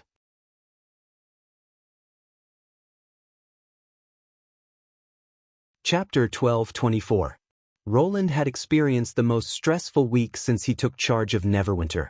Although all the signs indicated that the arrival of the Bloody Moon might be much earlier than in the past, and he had been working hard in this regard, the sudden change still exceeded everyone's expectations. It was not the church's estimate of 10 years, nor the tequila's estimate of 2 or 3 years, but the sudden appearance of the Bloody Moon in the sky above the western region not long after he started the population migration plan. Of course, this was not accurate. During the past week, urgent reports from other cities had been delivered one after another, all of which mentioned the changes in the sky. Without exception, no one had noticed the approaching and moving process of the Bloody Moon. It was as if it had always been hanging there, but it was covered by the sky and in a state of invisibility. Now, it was just the blue sky that was covering it. Roland found himself suffering from a mild crimson moon syndrome. No matter what he was doing, he would intentionally or unintentionally look for a window through which he could see the sky, and it was very easy for him to fall into a daze while looking at the Bloody Moon from afar. The red halo was so huge but not dazzling. Whether it was day or night, he could clearly see its outline. If he stared at it for a long time, he would even have the illusion that the Bloody Moon was also staring at him. According to the Union, the appearance of the Bloody Moon meant the beginning of the battle of divine will. These years, Roland had been preparing for it, but when it really came, he had a feeling that it was not real. The fertile plains was still quiet, and there was no response from the scouting team sent to the north. Only Neverwinter was greatly affected. The administrative office sent a report every half an hour, but it had nothing to do with demons. Your Majesty, Nightingale's voice interrupted his thoughts. You're staring at the sky in a daze again. Roland blinked and came to his senses. Sorry, I just couldn't help. Nightingale flashed over and put a piece of dried fish in front of his mouth, interrupting him. You don't have to apologize. In fact, there's nothing wrong with being in a daze. You've been too tired these days. Just take it as a rest. Do you want me to accompany you to watch the moon? Since the Bloody Moon is related to the divine will, it's also a kind of research to look at it. Roland was immediately amused. Nightingale was probably the only one who could talk about slacking in such a dignified manner. He took the fillet with his mouth and shook his head helplessly. There are still many things to do. Continue to supervise me. Don't go easy on me, got it? Nightingale pursed her lips and went back to lie on the sofa. Roland took a deep breath and turned his attention back to the stack of reports on the table. These days, the Bloody Moon had caused more trouble for Neverwinter than the demons from thousands of miles away. According to the statistics of the Administrative Office and the Security Bureau, there were 4 fires and 16 crimes in Neverwinter in the past week. In addition to the 8 industrial accidents from Anna, a total of 21 people were killed and more than 500 people were injured. 90% of the casualties occurred within 24 hours after the appearance of the Bloody Moon, which could be said to be the most chaotic moment since the establishment of the city. At first, Roland thought that all this was caused by the panic of the people. However, when he gradually gathered the facts on the scene, he found that it was not that simple. Therefore, he appointed a joint team to carry out a further investigation, and the conclusion was quite surprising. Apart from the accidents caused by the panic, the magic fluctuations caused by the appearance of the Bloody Moon was the real culprit of the chaos. The investigation documents submitted by Agatha clearly described the situation at that time. At about 5:35 p.m., the Bloody Moon suddenly appeared in the sky, and the magic equipment that was working in Neverwinter was affected to varying degrees. For example, the ending of the drama, The Dust of Oblivion, which was playing in the theater, suddenly changed, and the illusion was almost the same as the real scene. The lighting in the industrial area was overloaded, and all the light bulbs were fused, and some of the machine tools driven by Dawn I were paralyzed. The most serious accident occurred in the number 1 machinery plant, where an old boiler exploded on the spot, and the hot high-pressure steam pushed all the surrounding workers to the ground. Afterward, the investigation proved that, due to the limitations of the manufacturing process of the boiler, the valve and other important parts had been solidified by candle, and the furnace body already had hidden problems before that, but no one had noticed. According to the evidence collected from various parties, this abnormal state lasted for about 10 minutes, and then gradually stabilized. The frequent accidents further aggravated the chaos at that time, and even made many people think that the demons were attacking Neverwinter. Although the factory had practiced the accident emergency plan, the implementation was not ideal. If the public medical system of Neverwinter had not been far superior to the modern level, and if Nana had not been in charge of the treatment, the death toll would have been several times higher. Logically speaking, such a strange phenomenon should have been recorded by the Union, but the fact was that the tequila witches also did not know about it. Now that Roland thought about it, either the fluctuation of the bloody moon in the past 2 times was relatively small, or the popularity of the magic power equipment at that time was not high, so no one noticed the small change. The impact of the accident had not completely disappeared. As no one dared to say that the fluctuation of the bloody moon would not appear again, the factory carried out a comprehensive inspection operation, improving or eliminating all kinds of old machines. The administrative office also supplemented the emergency plan, including how to stay awake in abnormal situations and avoid panic, and so on. For the first time, the term magic power accident was officially recorded in the official document. On the contrary, the second screening of the Magic movie 3 days after it had been off the air triggered a new wave of interest in Neverwinter. People who knew the plot of the premiere almost crowded the drama theater, and most of them came for the gimmick of personally participating in and changing history. Even though the Magic movie had returned to normal, the audience's enthusiasm did not diminish. It could be said that this was one of the few interesting things that had happened in the past week. In any case, this chain of accidents cast a shadow on the Magic Cube Power Unit, which was about to be launched. What Roland most wanted to know now was whether the fluctuation of the bloody moon would only appear at the moment when the bloody moon appeared, or whether it would appear at irregular intervals throughout the battle of divine will. If it was the former, he could accept the possibility that it would only appear once every 400 years. After all, defeating the demons was his top priority. Whether it was Dawn Eye or the Magic Cube Power Unit, they both had advantages that conventional equipment could not compare with. They could greatly improve the industrial capacity of Grey Castle, and once used, they would become addictive. However, if it was the latter, he had to consider the high risk of losing control. Just then, the phone in the administrative office rang. Generally speaking, the only person who could enter this interior line was Chief Barov. Roland sighed, picked up the receiver, and put it to his ear. "Is there a new problem?"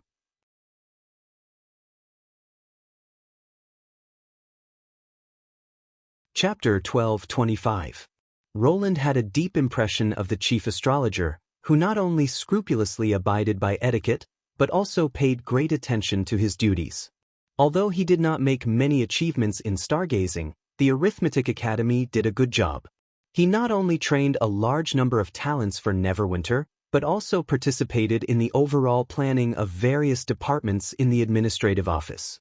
It could be said that under his leadership, the Astrology Association had gradually reversed its previous predicament of being a scholar without any influence. Now, the Astrology Association was almost as influential as the Alchemist Association. On the day when the bloody moon first appeared, Dispersion Star had repeatedly come to Roland's door to apologize for failing to send a warning in advance. However, Roland had been busy dealing with the emergency in Neverwinter at that time, so he had asked his guards to send Dispersion Star back. After all, no one had expected that the bloody moon would appear so suddenly. Moreover, Roland had never expected the Astrology Association to discover the bloody moon in the first place. He had only persuaded them because they could write and calculate. Roland guessed that the discovery of the bloody moon must be extraordinary if such a well-behaved person used the word must.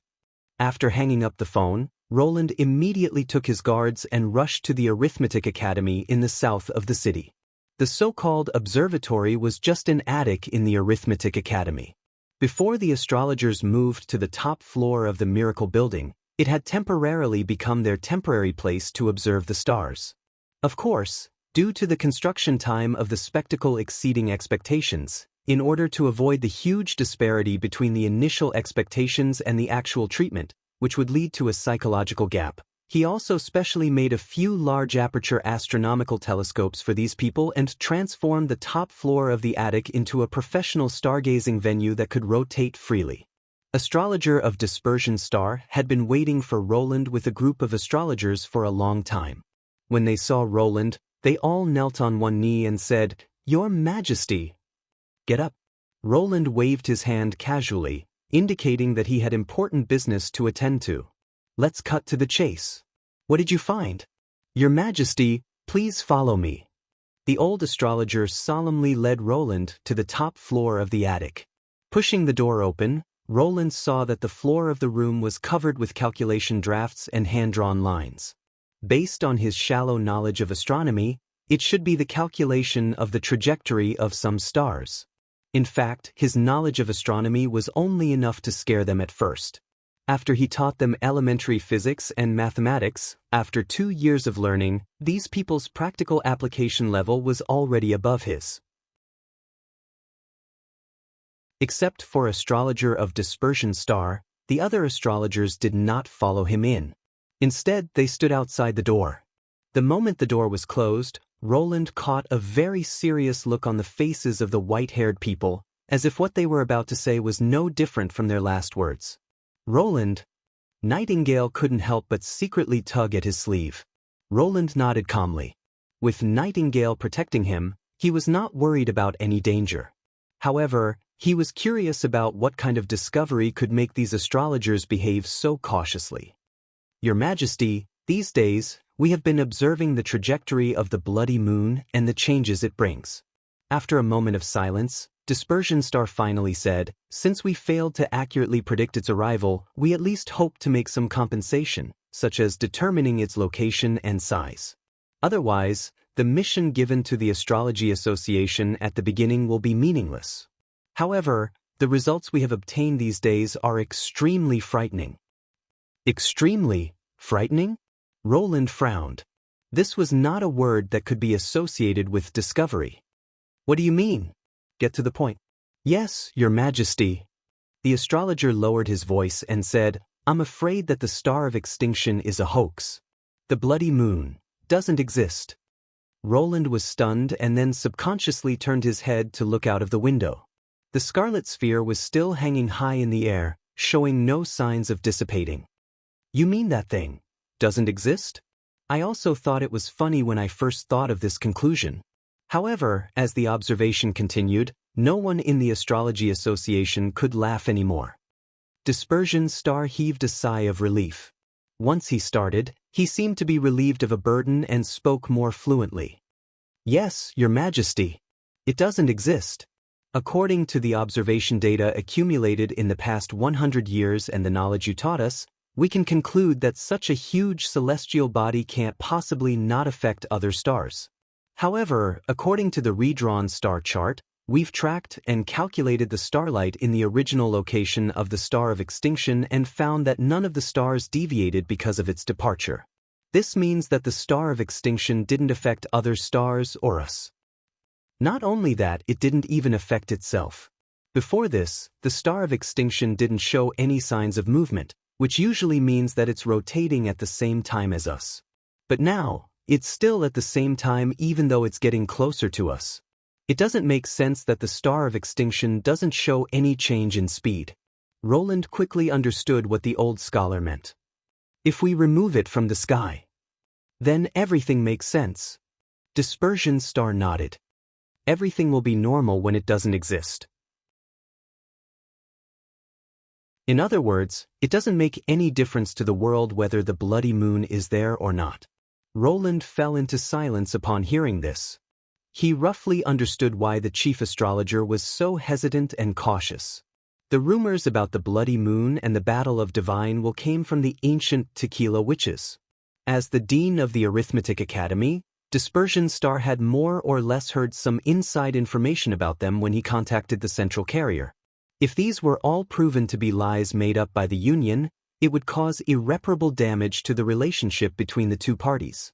However, Roland did not think about this at all. Other lords might feel uncomfortable when they heard this, but for him, watching Celine study the Rubik's Cube and taking the gods' punishment witches to stroll on the pedestrian street were all fun things to do. Even if the basis of cooperation was greatly reduced, he did not mind maintaining this relationship. Moreover, the threat of the demons was real. Are you sure that your judgment is correct? Your Majesty, I've been thinking about this for a long time. It wasn't until I received a letter from a friend in the Old King's City this morning that I dared to come to a conclusion. Astrologer Dispersion Star took out a piece of paper from his pocket and unfolded it.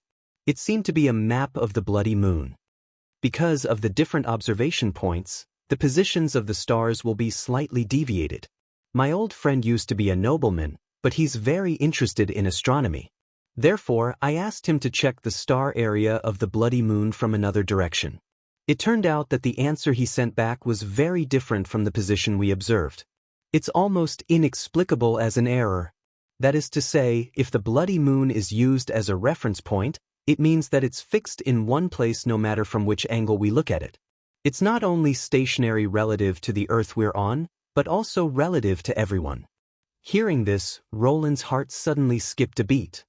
Your Majesty, everything in the world has a front, a back, a left, a right, a height, and a thickness. Something that doesn't change from any angle can't be an entity.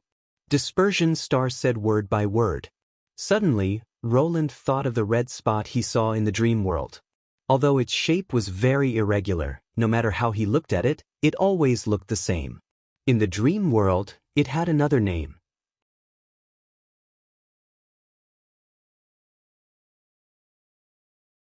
Chapter 12:26. Your Majesty, Your Majesty. Your Majesty?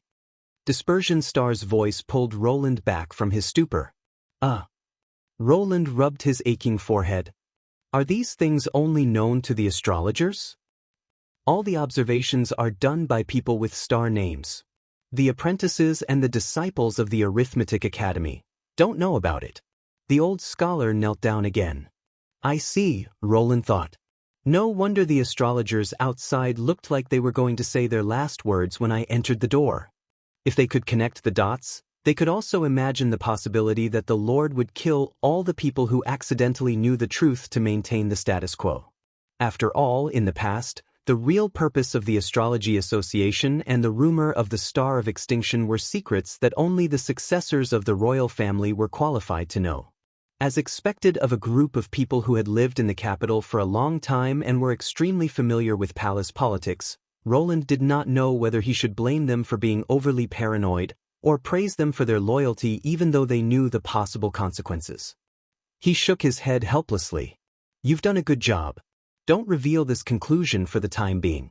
Continue with your work. I'm not talking about astrology, but about the Arithmetic Academy. It's more important to solve the current problems in Neverwinter than to study something that doesn't exist. After saying this, he turned around and walked out of the attic, leaving the old scholar standing there in a daze. Go back to the castle, Roland ordered in a low voice. Compared with his eagerness when he left, he walked back even faster, almost trotting. Do you think what the astrologers said is true? Nightingale, who had been following him, could not help but show herself and ask. I don't know, it's just a sudden thought, Roland said in a low voice. It's not the bloody moon, but it doesn't mean it doesn't exist. Maybe it's something else. Something else. For example, a hole. Because of his preconceived notions, he had never thought deeply about the bloody moon. Its huge size was only because it was close to the moon. For example, when he looked at Jupiter from Io, the latter almost occupied 2/3 of the sky. Now that he thought about it, the ancients called it the moon just because it was round and not dazzling. If it was really erosion, it could be square or polygonal. Nightingale's tone was filled with confusion. Are you saying that our sky has cracked? It could be worse than that, but I have to confirm it first. How do I confirm it? Roland glanced at her. In your dreams. Although it was still early, it did not prevent him from entering the dream world. This time, he did not inform any of the gods' punishment witches, only leaving Nightingale by his side. The day of the divine will's appearance is the appointed time to meet. Roland had been trying to figure out what the will of the divine referred to. It was only at this moment that he realized that the will of the divine was not referring to the events in the dream world, but the time in the real world. If that was the case, it meant that the person who left the note not only knew the essence of the dream world, but also knew that there was a real world outside of it and could accurately perceive its changes. It sounded incredible, but the moment astrologer of Dispersion Star said that the bloody moon did not exist, all the confusion and suspicion that had been lingering in his mind were instantly penetrated by a bolt of lightning.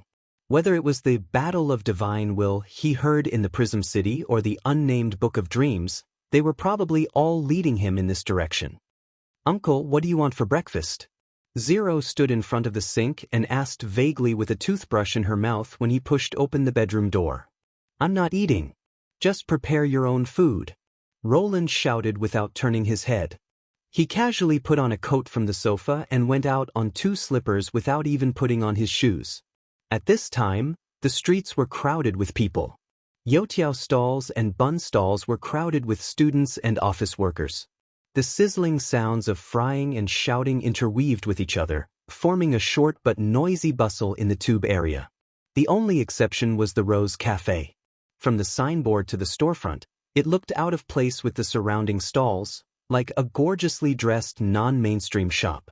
When Roland took out the key to open the door, he saw the stall owner looking at him as if he was an idiot.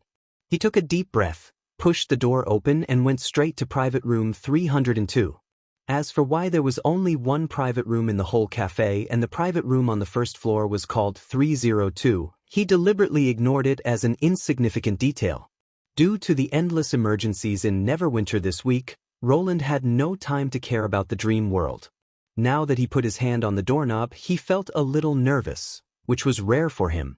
As for how the other party could enter the shop before the door was opened, it was not within his consideration at all.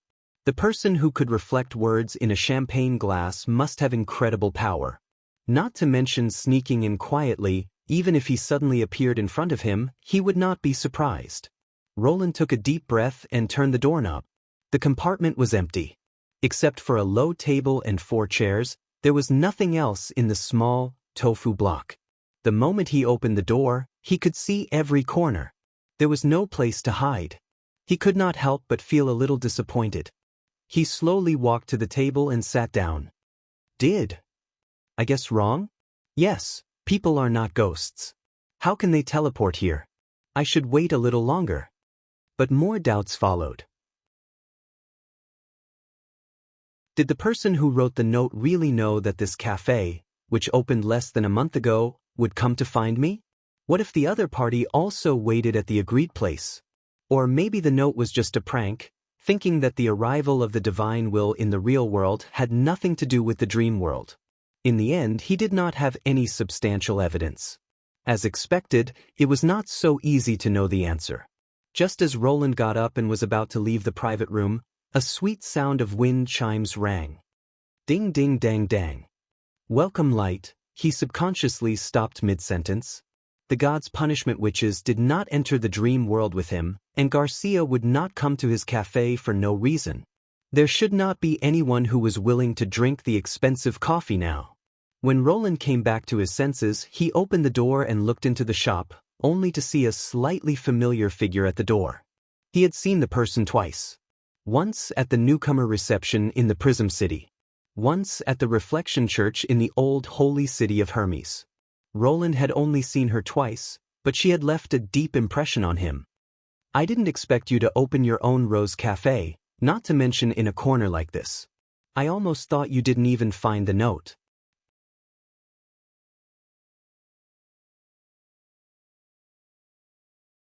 Chapter 12:27.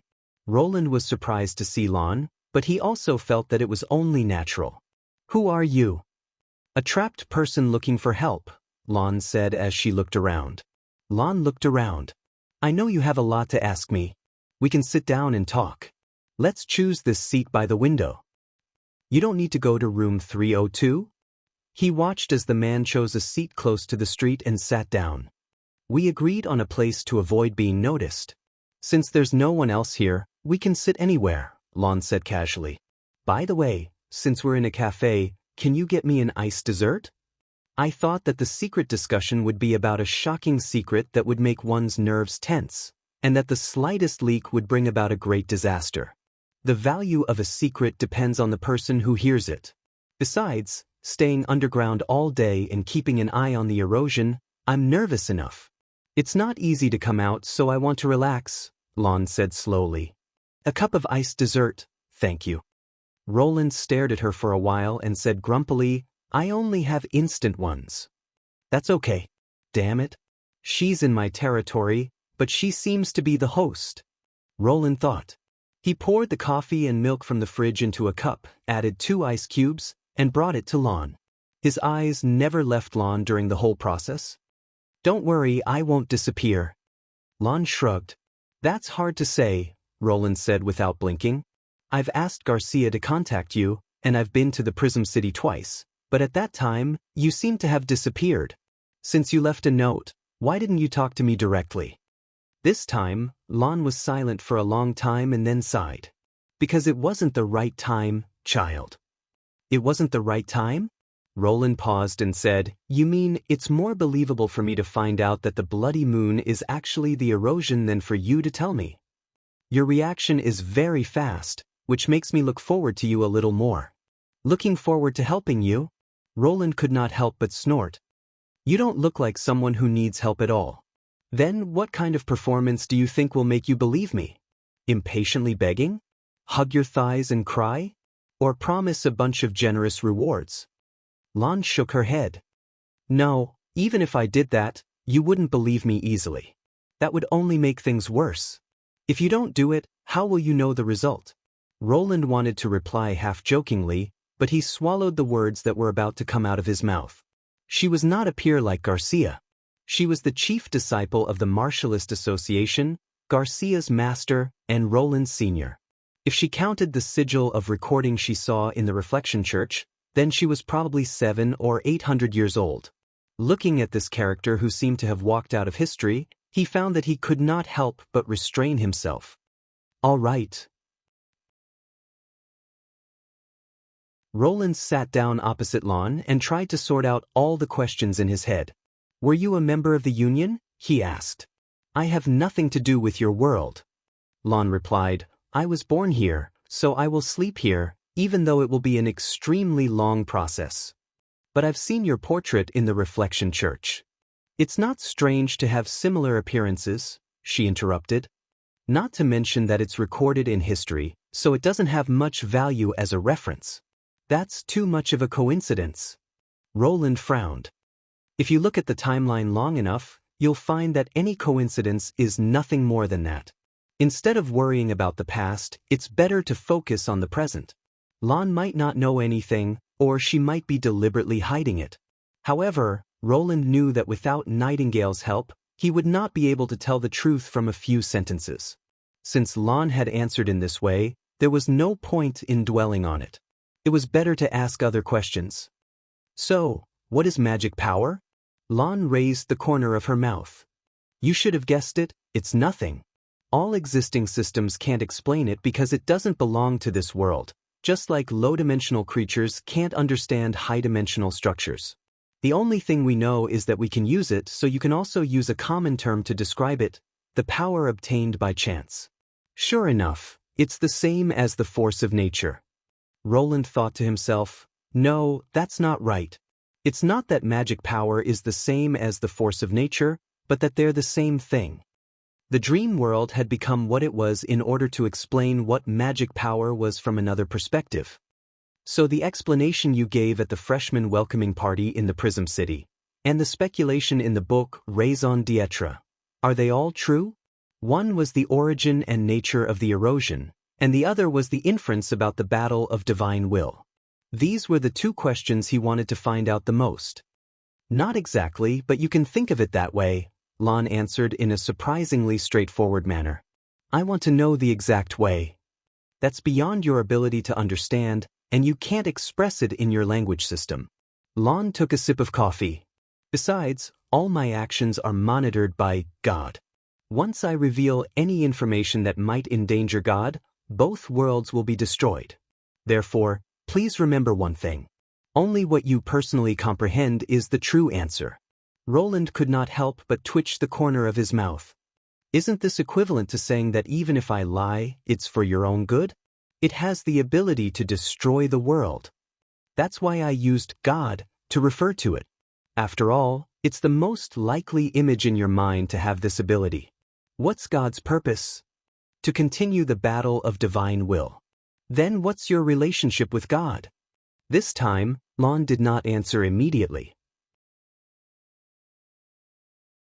Instead, she hesitated and said, I'm the one who betrayed God. Betrayed? Yes, this kind of reincarnation will never end. I don't want to be trapped in this place forever. Also, reincarnation means loss.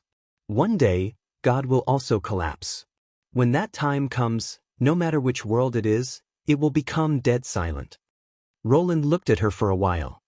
So your purpose is? I need your help, child. Lon did not avoid his eyes. I need you to stop the battle of divine will and stop it completely. You mean win the war? No, that's just starting a new reincarnation. Lon shook her head. If you want to stop all this, you must replace God. Roland could not help but be stunned. This answer was really sensational. He took a breath and said, Sorry, please forgive me for refusing. But Lon was puzzled. Her expression also changed a little from before. I can't verify what you've told me. Moreover, even you admitted that in order to avoid God's surveillance, you can only use ambiguous answers. Sometimes, it only takes one word to mislead.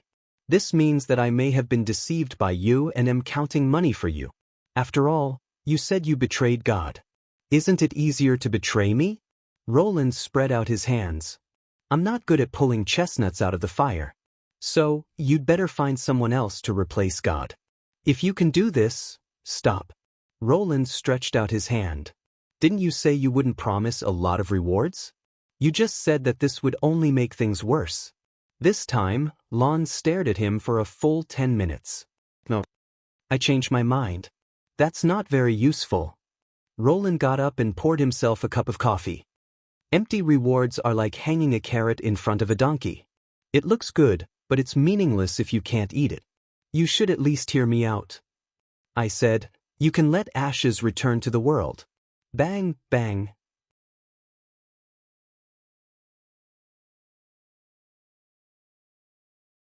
Chapter 12:28.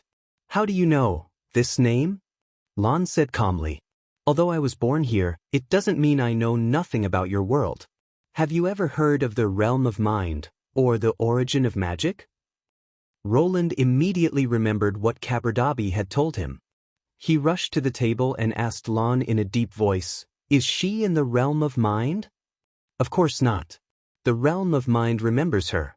Anyone who has enough power will leave a mark in the realm of mind. Lon paused. I know what you're thinking. You want to know the specific method and then try to solve the problem by yourself. You also want to end the battle of divine will. But I have to tell you, time is running out. What do you mean? The realm of mind is not a suitable vessel for long-term stay. The longer you wait, the weaker her consciousness will become, until she completely disappears. This process is irreversible, so even if you know the method, you may not be able to realize it. And this is not the worst-case scenario. What's the worst-case scenario? The existence of the dream world has seriously interfered with God's will. God will not allow this to continue. In other words, when God believes that no measures can be taken to bring the status quo back to the right track, both worlds will be destroyed. I'm afraid this deadline is far more urgent than you think, which is why I made up my mind to persuade you, Lon said word by word. Child, helping me is also helping yourself. It sounds like it, Roland said noncommittally. But you just said that only what I understand is the real answer. That is to say, what you told me may be a lie, including the resurrection of ashes. Lon heaved a sigh of relief and leaned back in the chair.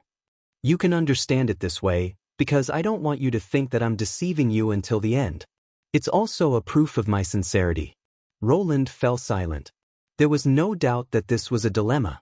From the information he already knew, he could not find many loopholes in her words.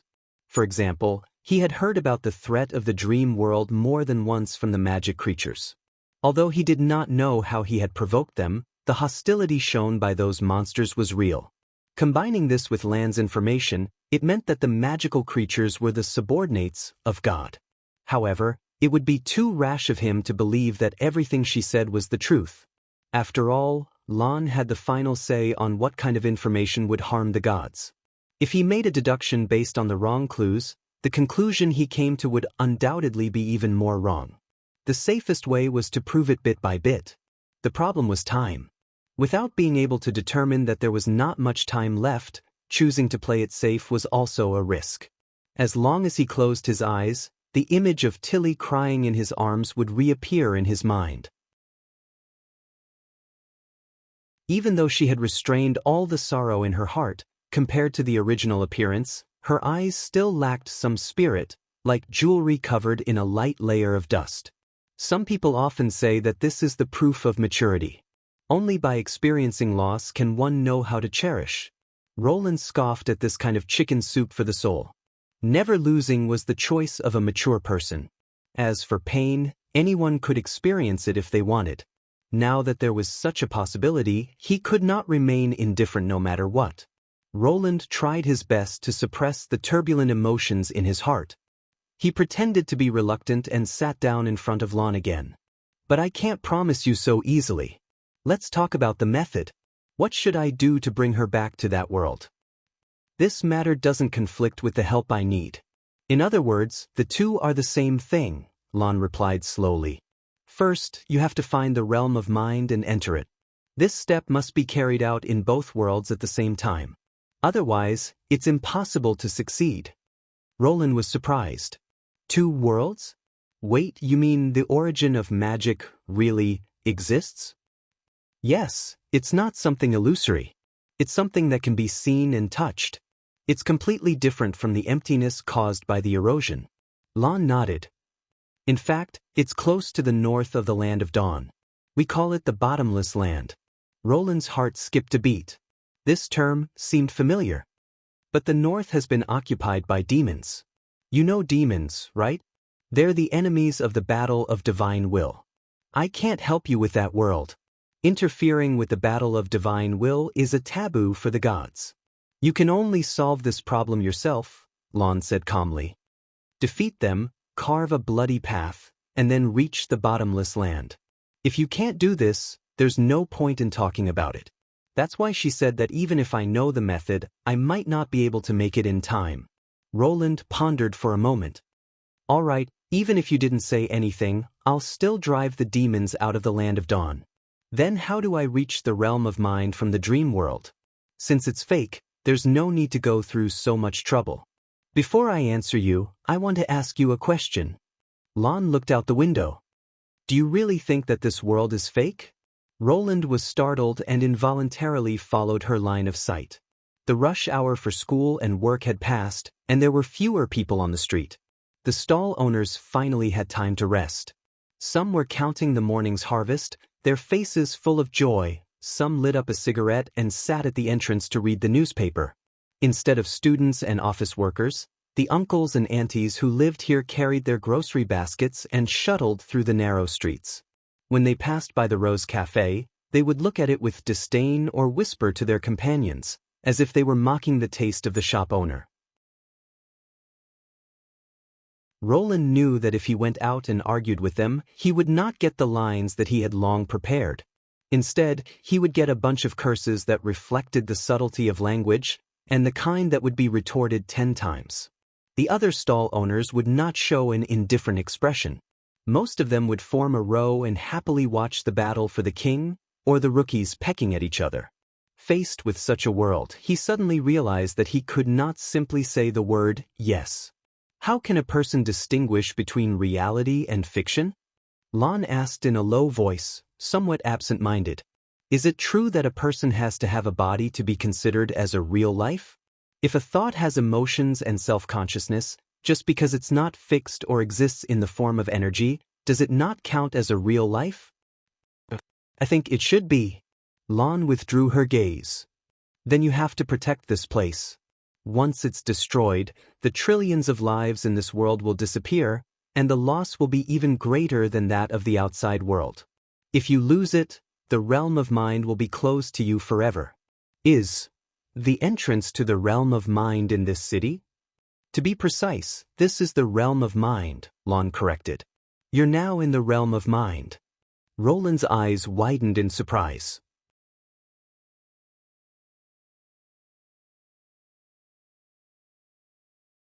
Chapter 1229. Is this also the power of magic power? That's right. I can't explain all the manifestations of magic power in my lifetime. In words that you can understand, it's above the four great forces, and it's also the final solution to the grand unification. Lon explained in a calm voice, which sounded incredible. But even so, it doesn't mean that you can enter the realm of God and interfere with the battle of divine will. After all, this world is relatively independent, as if it's separated by a thick membrane. It's because of this that I have the opportunity to sit here and meet you. The scene of blowing bubbles appeared in Roland's mind. One of the slowly rising bubbles seemed to be the dream world. Then how can I pass through the barrier? It's the same way magic power enters our world. Lon paused for a moment. Erosion. Can you be more specific? You should have noticed that this world is very different from when it was first born. Lan's words made Roland's heart beat faster. At first, it was only a reflection of your consciousness, but now there are many things that even you haven't seen before. All these changes started when you recovered the force of nature. You know that? Roland was slightly surprised. Because I've been wandering in the realm of mind since I was born, so I'm very sensitive to these changes. Listen up, child. Whether it's the dream world or the God's domain, they're both maintained by magic power, which is reflected in the force of nature. By continuously recovering them, this world will continue to expand until it overlaps with the realm of God, and the erosion cracks will appear. This theory was not much different from the explanation given at the newcomers' welcome meeting. As far as I know, the Martialist Association has collected a large number of fallen force of nature cores. If you want to recover them as soon as possible, isn't it the best choice to stand on the side of the fallen? Lon did not object, but smiled bitterly.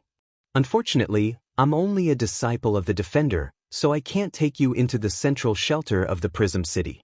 Even if you become enemies with the Association, it won't matter. If you can stop the battle of divine will, the dream world will naturally not be threatened by the erosion. In a sense, this is in line with the purpose of the Association. It's just that child might feel extremely sad. After all, she's filled with expectations for you. At this point, a rare expression appeared on Hayes's face, as if there was helplessness mixed with some loneliness. Did she mean Garcia? Roland could not help but feel a little surprised. Since the other party was a person who served the gods, his existence could probably be counted in millions of years. Such a person should have already seen through everything, so why would he have such strong feelings for an ordinary disciple? Was it because he was used to acting, or was he unknowingly influenced by this identity? I didn't say I had to do that. Roland wanted to use the coffee to ease the tense atmosphere, but then he remembered that the cup had been smashed into pieces. He could only retract his outstretched hand. Besides, you said that the realm of mind has to be in both worlds at the same time to be effective, right? Perhaps by that time, they would have already collected enough cores. The only problem was, how could I tell that the dream world had already overlapped with the divine domain? The erosion in the Prism City can't be the entrance, right? Of course, the empty space caused by the erosion is the void zone of the realm of mind. It has a completely different rule from here, so it can't be used as a passage. Lon nodded. As for the degree to which the world of God can be eroded, you'll feel it when the time comes. However, this will also activate the countdown to the destruction of all things. You have to open the passage to the bottomless land before that happens. And then, Ace shook her head. It seemed that the following content would be deemed as information that could endanger the gods and trigger a ban, Roland thought to himself. However, he could not rule out the possibility that the other party was deliberately hiding it. Anyway, at this point, he had a general understanding of what he had to do. In fact, be it chasing the demons out of the land of dawn or robbing the fallen evils to subsidize the ancient witch's expenses, they were already part of his original plan. It did not matter much whether he had this information or not. If he had to describe it, it would probably be changing the priority of the battle of divine will to the point that he had to grasp both sides. The part that he could not be sure of was what he would encounter in the bottomless land. This was also the part that the other party had not mentioned. If there was a trap, it was most likely to be the step of replacing the gods. He did not think that the gods would surrender to him as long as he opened the passage to the realm of mind. Moreover, the description might be covered with a layer of ambiguity, so he had to be more cautious when the time came. In addition, Roland had another question: why did it have to be him? In the overall plan, he was not irreplaceable. Although Hayes looked like a human, Roland would never treat her as an ordinary human being. Since the Union had been defeated and the survivors had retreated to a corner of the continent, it was obvious that the demons and the Sky Sea realm were more suitable to achieve this goal. According to Hayes, the bottomless land was close to the north of the land of dawn and was now occupied by the demons. Kabardabi had also brought information about the aggressive Sky Sea realm, which undoubtedly meant that the demons were not having a good time either. It was still a problem whether they could defend their current territory. In any case, the two races had a much greater advantage than the humans. The two goals were almost half achieved. Even if the bottomless land could not be entered from the outside, Roland was not arrogant enough to think that he was the only one who could leave a trace in the realm of mind. At least, Zero had such an ability. He had vaguely realized that this soul battlefield was based on the power of the realm of mind. And the dream world was developed from this. He asked, "I'm afraid. I'm not the first person you asked for help, am I?" Hayes answered without hesitation, "Yes, there have been a few in the past 1,000 years. Sure enough, Roland's heart skipped a beat. Including the demons? I don't know what happened there. After leaving the divine realm, I lost the ability to contact other servants. I can only tell you that there's more than one traitor. Who was the last one? Zero? The dream relayer, Alfina. She's been here for 869 years. Roland ran through the information in his mind and found it was a completely strange name. None of them succeeded? Hayes sighed. You may think it's easy to talk like this, but in fact, they didn't even manage to take the first step, which is to establish a stable space in the realm of mind. Otherwise, even if they could connect to the realm of mind, I would only be able to convey a few words, and it would be difficult for me to establish a stable communication. In addition, my identity and words can't exist independently of their consciousness. In other words, I have to be within their understanding in order to effectively transmit information. The higher their understanding, the more accurate the answer will be. This is an ironclad rule that cannot be breached, whether it is for you or for the demons. Just like how a summer insect can't talk about ice. Exactly. In fact, you're the first person to meet these conditions. Although I don't quite understand why you have so much more information than this era, it's a blessing for me. Then, Roland hesitated and decided to ask, what if I fail?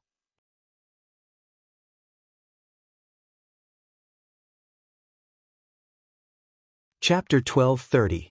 What will the world look like after liberation? Roland asked tentatively. What benefits will you get? Will you break away from the realm of mind and become a physical being? To be honest, I don't know, Lon said with a smile. But it's better than being trapped here forever. At least, the future is full of possibilities. Roland stared at her for a while. She looked very natural, as if she had made a very normal choice. It seemed that it was impossible to find Lan's flaws through conversation. he thought to himself, unless I can bring Nightingale into the dream world. Roland's subsequent inquiries yielded little information. Whenever Lan mentioned God, she would remain silent. She could not help the battle of divine will either. Furthermore, due to the restrictions of the dream world, she could only act as a martial artist here. Secretly sending messages was already the limit. According to Lan, different areas of the realm of mind had different rules, which even God could not change. It was precisely because of this that she was able to catch her breath and secretly search for a savior who could stop the battle of divine will. But before everything was over, she would not be truly free. The shackles that bound her still existed and could turn her efforts into nothingness at any time. When he walked Lan to the door, Roland asked one last question. By the way, you said you didn't expect me to open a cafe. Is there really a place called Rose Cafe in this city? Yes, Lan said with a smile. It's in the Prism City. But I asked Garcia about it. The cafe is located in the middle of the city. Only the senior members of the Martialist Association can enter it. At that time, I already knew that the association planned to issue you a hunting license. Once you get it, you can go to the central area. But I didn't expect you to have no interest in the association at all. You haven't been to the Prism City even after getting the license. Lan paused for a moment. By the way, the central shelter that stores the core of the fallen evils is located at the bottom of the city.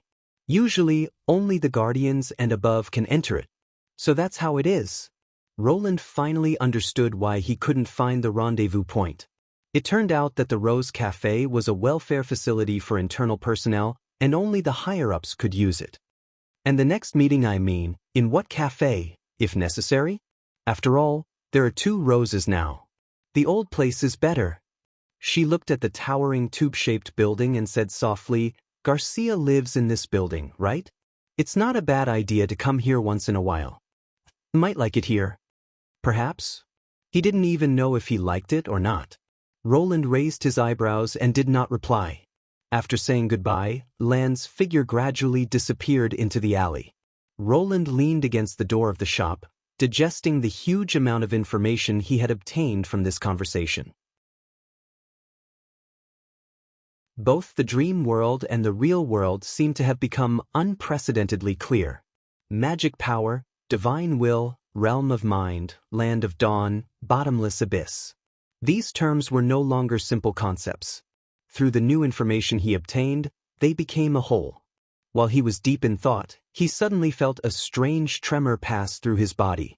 Roland suddenly raised his head and found that there was a distorted ripple in front of him, as if a boundless transparent wall was sweeping across the entire street, and after passing him, it rapidly expanded into the distance.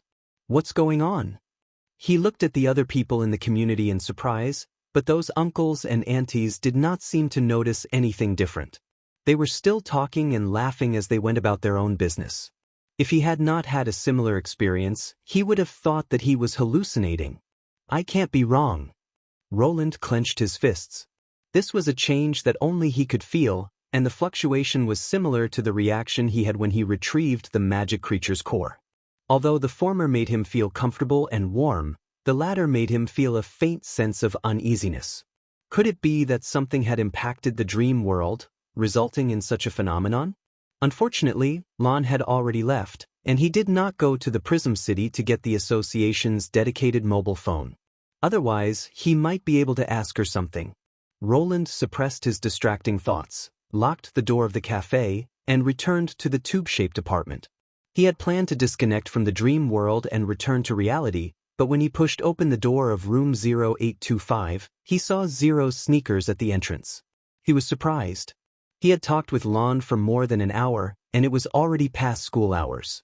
Why was Zero still here? Looking at the living room, Roland was surprised to see the little girl lying on the ground motionlessly, with 2 broken cups beside her.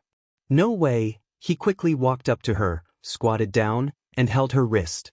Her pulse was still beating. He looked at her face. Zero's eyes were closed, her eyebrows were slightly knitted, and her cheeks were flushed as if she was suffering from some kind of pain. Roland tried to touch her forehead and felt a burning sensation in his palm. Is she having a fever? Judging from the way she fell, She probably lost her balance while cleaning the coffee table. Damn it, she was fine this morning. Nevertheless, Roland felt much more at ease. It was better to be sick than to be attacked by fallen evils. When he saw the little girl fall, he almost thought that God had sent his men to seek revenge. Without hesitation, Roland picked her up, ran down the building and got into the van. The bumpy ride brought Zero back to consciousness a little. She opened her eyes and murmured, "I broke the cup on the table, I saw it." "Sorry, pay for it. Don't drive me to the countryside." "Is she delirious?" Roland put her in the passenger seat and fastened the seatbelt for her. "Shut up. Don't say anything." Just as he was about to start the car, Zero suddenly reached out her hand and grabbed his sleeve. "Uncle, don't go." This was the first time the little girl, who had always been angry at him, saw this. Looking at her pleading expression, Roland could not help but think of the words she had written in her diary. Perhaps the high fever had blurred her consciousness and exposed her most vulnerable side. He did not know how her family had treated her in the past.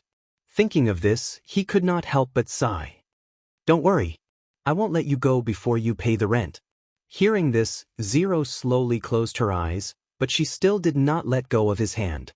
After being sent to the hospital, there was a long process of registration, diagnosis, hospitalization, and infordrip. It was already afternoon. Although the little girl's condition was still not clear, her condition had stabilized. It was not until evening that the attending doctor came to see him. "Are you really a martialist?" "Yes."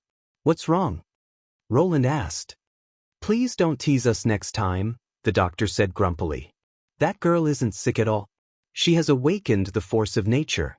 Although it's rare, there are always one or two people who don't feel well. Didn't the Martialist Association tell you this?" "What? Awakened?" Really, if it wasn't for the fact that a martialist in the hospital happened to notice the situation, I would have thought it was some rare disease. The doctor's tone was full of impatience. "You can go through the discharge procedures and bring her home." After tossing and turning for half a day, Roland returned to the apartment with Zero, who was still asleep. Looking at the white-haired little girl curled up in his arms, he let out a long sigh. Awakened?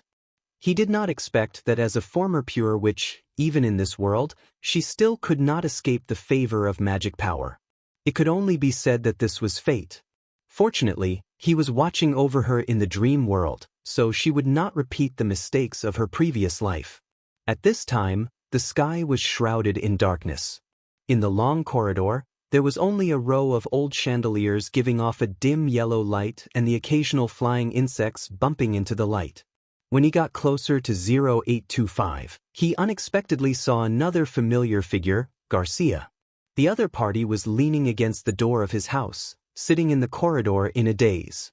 "What's going on today?" One after another, she came looking for trouble. She told Nightingale that she would only sleep for a short while, and now it was probably almost dinner time. Roland squatted in front of her. "Why are you in the mood to wait for me here? Did you lose your key and want to spend the night in my house?" Garcia didn't sneer right away, which made him feel that something was wrong. When she raised her head, Roland suddenly did not say a word. He saw that her face was covered in tears.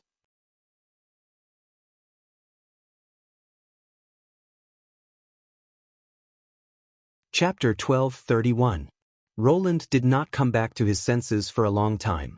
Garcia's master was called Lon, right? In other words, the woman he met in the Rose Cafe early in the morning was dead? How was that possible? Even if Lon was restricted by the rules of the dream world, she was still a guardian disciple. It should have been easy for her to deal with a few fallen evils. Moreover, the Prism City was built on the basis of a mine, and its main body was buried deep underground. Usually, it was guarded by the awakened. How could the fallen evils attack it? Roland suppressed his emotions and pretended to be calm. He pulled Garcia up and said, "Let's talk in the room." Garcia stood up weakly as if she had lost all her strength. Roland threw the sleeping Zero into the bedroom and poured Garcia a glass of warm milk to calm her nerves. Under the bright light, Garcia gradually calmed down. Although her eyes were still a little out of focus, her tears had finally stopped. Only then did he notice that there were more than a dozen missed calls and 6 unread messages on his cell phone, which he had forgotten to put into his pocket because he had left in such a hurry. He casually scrolled through them and found that they were all from Garcia. Sorry. Zero suddenly had a fever, and I was in a hurry to go to the hospital, so I forgot to bring my cell phone with me, Roland said awkwardly. What happened in the Prism City? How did you know about your master's situation? Garcia was silent for a long time, so long that Roland thought she would not speak. Then she said intermittently, around noon, I received an emergency message from C02, saying that there was an emergency at the headquarters of the association, and he asked all the marshalists to prepare for reinforcements. If I remember correctly, C02 was the liaison officer of the last joint operation, Roland thought. That's why she called me so many times. But the reinforcements didn't come? Otherwise, Garcia would have gone to the Prism City a long time ago.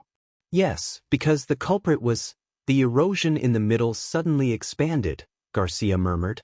No one saw how it happened, and the surveillance cameras didn't capture the moment when it happened. I heard from C02 that by the time the association realized, the erosion had almost cut the Prism City in half, and we lost contact with the upper and lower levels. Corrode and expand? Roland's heart skipped a beat. According to Lon, the bloody moon was a hole created by the erosion. Theoretically, it could appear anywhere, including underground. If the appearance of the bloody moon was the beginning of the battle of divine will, then wouldn't the sudden expansion of the erosion be equivalent to the appearance of the bloody moon in another sense? Has the headquarters confirmed the exact time of the mutation? She nodded slightly. It should be around 9 in the morning. It was almost identical to the ripple that swept across the sky above the city. Could it be that the dreamscape was warning him that forces from the outside world had begun to invade this place? What about the fallen evils? They killed their way out from underground. Half an hour later, Roland had a rough understanding of the whole situation. Realizing that the erosion had engulfed the middle part of the city, the Martialist Association immediately organized a rescue operation. The Prism City was like a huge awl that pierced deep into the ground. Such a structure had excellent defense, but it was not perfect. For example, the ventilation system had to be running at all times to ensure that the middle and lower levels could breathe smoothly. In addition, water, food, and other materials had to be transported from the top to the bottom.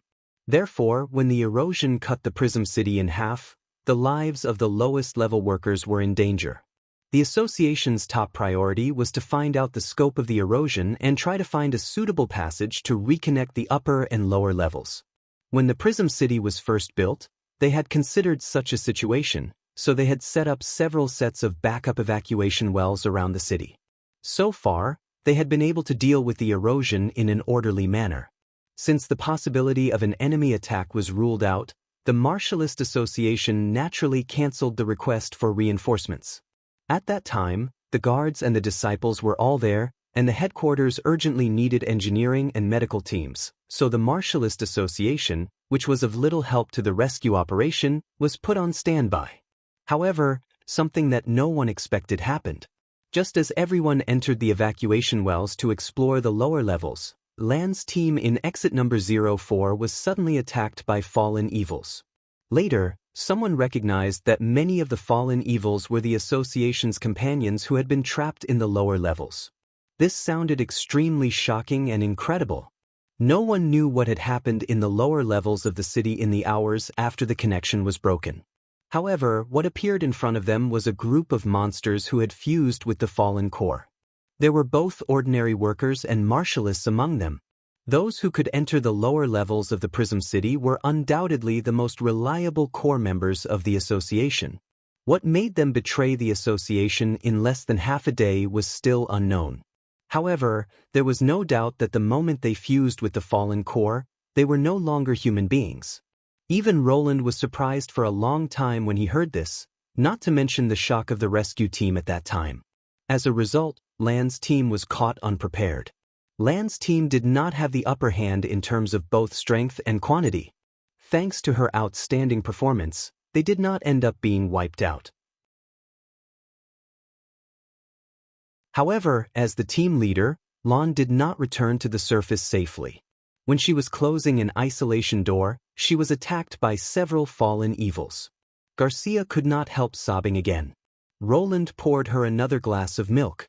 After a moment of hesitation, he asked the question that concerned him the most. Although it sounded a little inappropriate, he had to find out the truth. This information should have been relayed to the headquarters by the survivors, right? Roland took a deep breath. Did anyone really witness your master's death? Normally, Garcia would have been beaten by this question, but at this moment, she was so confused that she did not realize Roland's intention at all. My master, she blocked the closing door with her body. Then she was torn to pieces by the fallen evils. Many people in the team saw this scene. She leaned on the tea table and cried in a low voice. Woo! My condolences. Roland could not help but sigh. He did not know what would happen to the people in the dream world after they died. Would they return to the realm of mind or disappear completely? But if God really controlled most of the realm of mind, either outcome would not be a good one.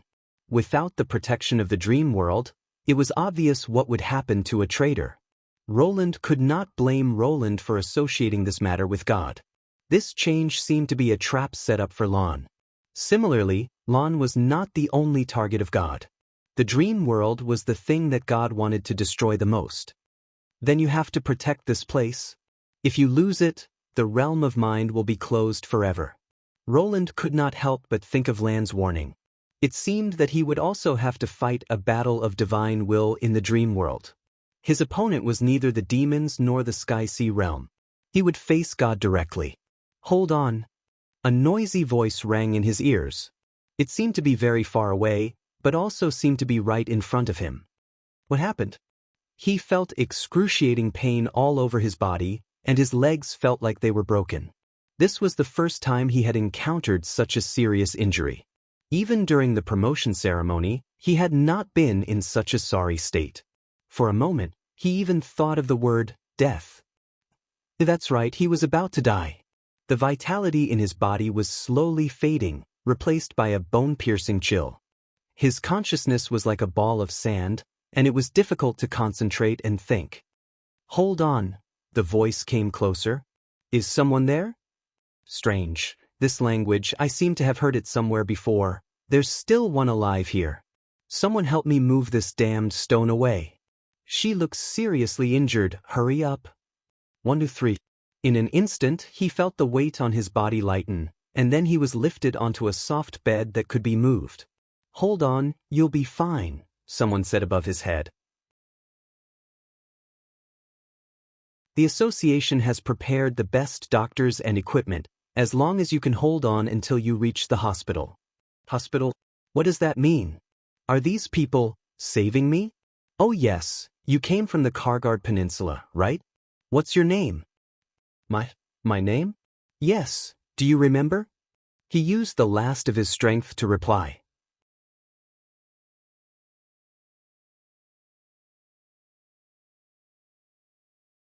Chapter 12:32. The square at the entrance of the Prism City. There was a continuous roar of machinery, and spotlights illuminated the ground as if it were daytime. The rescue work had been going on for nearly 16 hours. Defender Rock stood in the temporary command center tent with a solemn expression, waiting for the final news to arrive. Some people said that he was as hard as stone and would never be disturbed by emotions, but this was actually a misunderstanding. Lan's sacrifice made him feel great sorrow, and he even secretly blamed himself for not personally leading the team down. However, he was even more aware of the importance of the matter. Before the situation at the bottom of the city was investigated, he didn't even have the right to feel sorrow. After exit number 04 was attacked, exit number 01 and exit number 05 were also attacked by fallen evils. Fortunately, these people had learned a lesson from Lan's team and only paid a small price to wipe out all the fallen evils. However, the statistics still made Rock feel powerless. Everything was the same as what happened in exit number 04. The enemies were all the lowest members of the association. So far, More than 320 corpses had been identified, which was almost the total number of people on duty that day. At this point, it was already foreseeable that all the lower levels of the association would be wiped out. He did not know why these people chose to merge with the fallen cores in just a few hours after the disaster. The Prism City had a complete emergency system. Even if the supply from the upper levels was cut off, it could still hold on for a while.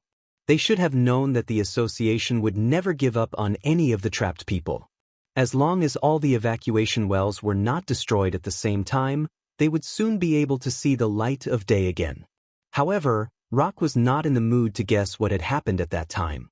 He only wanted to know the current situation of the central containment warehouse. Even if all the people on duty had become fallen evils, there would only be about 300 of them. However, there were more than 3,000 cores in the warehouse, which was several times more important than his life. If the information was leaked, the consequences would be unimaginable. Mr. Rock. At this moment, a man in a suit walked into the temporary command center and whispered a few words into his ear. How could we be so unlucky? Rock could not help but frown. According to the report from the rescue team, when the erosion suddenly expanded, there were 2 sightseeing marshalists from the Kargard Peninsula in the Prism City. The central support had been swallowed up, causing structural damage to the city spine. As a result, the floor closest to the erosion had completely slid into a flat hole. However, the 2 marshalists happened to be near the collapsed area. Based on the current rescue situation, the fate of this group of people might not be optimistic. What should we do? One of the teams has a star martial artist from Kargard. If we don't handle it well, I'm afraid it will cause a diplomatic crisis. Do your best to search and save as many as you can. What else can you do? This isn't something we can control. But according to the Protector's personality, he might not appreciate it. The Rock Ghost King was silent for a moment. I understand. Keep this a secret for now. I will ask the president of Cloud Sky City to coordinate. As soon as the suited man left, a liaison officer suddenly shouted. There's news from Well 01. They've already broken through the blockage in the pipes and are now entering the city.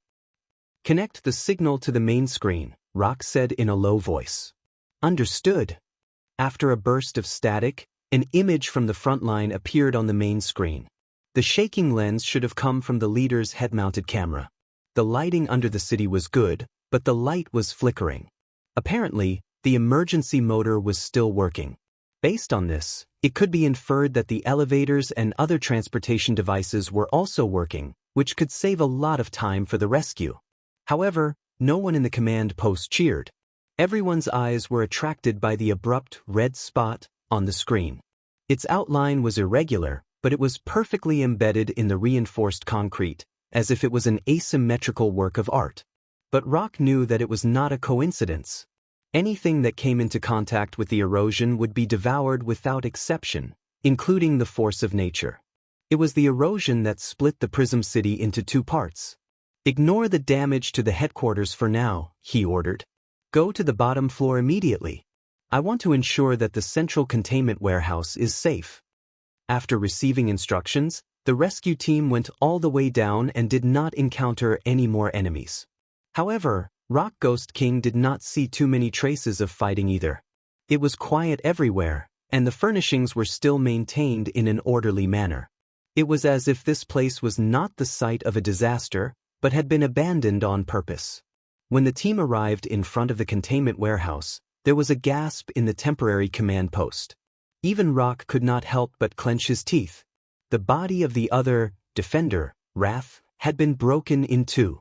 Its upper body was stuck to the steel door that was dozens of centimeters thick, and its clothes were almost burned to ashes. There was a huge hole in the center of the steel door. From the irregular edge, it seemed that it had been drilled by some high-temperature object. Perhaps Wrath had used it as the last barrier to resist the invaders. Unfortunately, even so, it could not stop the enemy from entering the containment warehouse. This was not something that the fallen evils could do.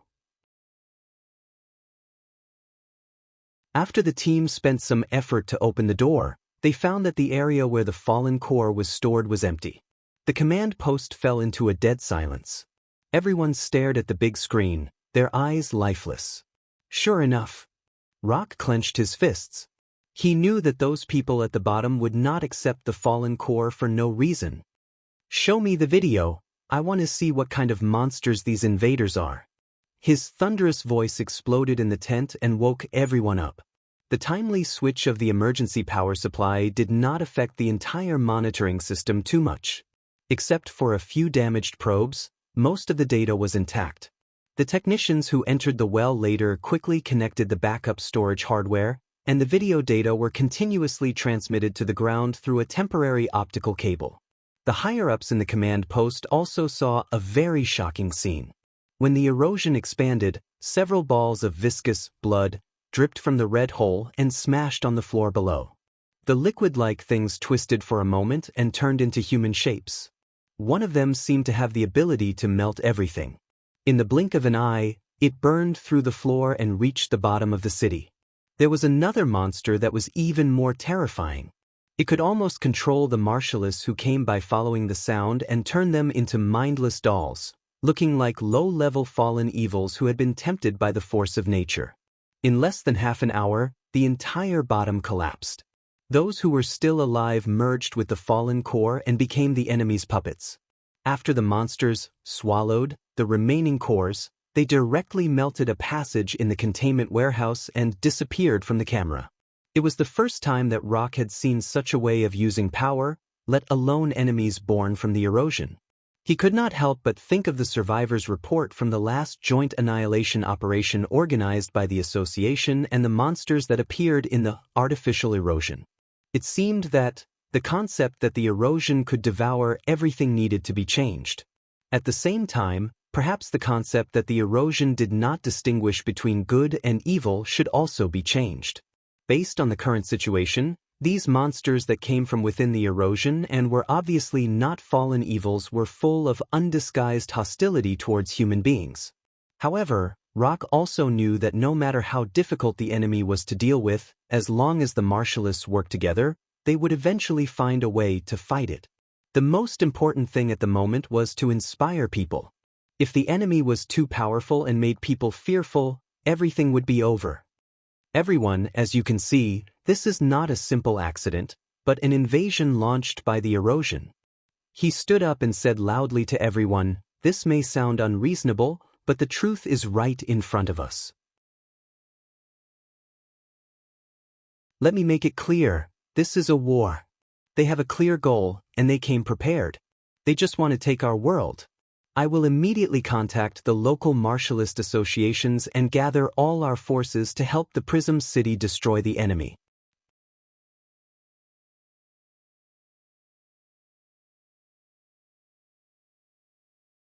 Chapter 12:33.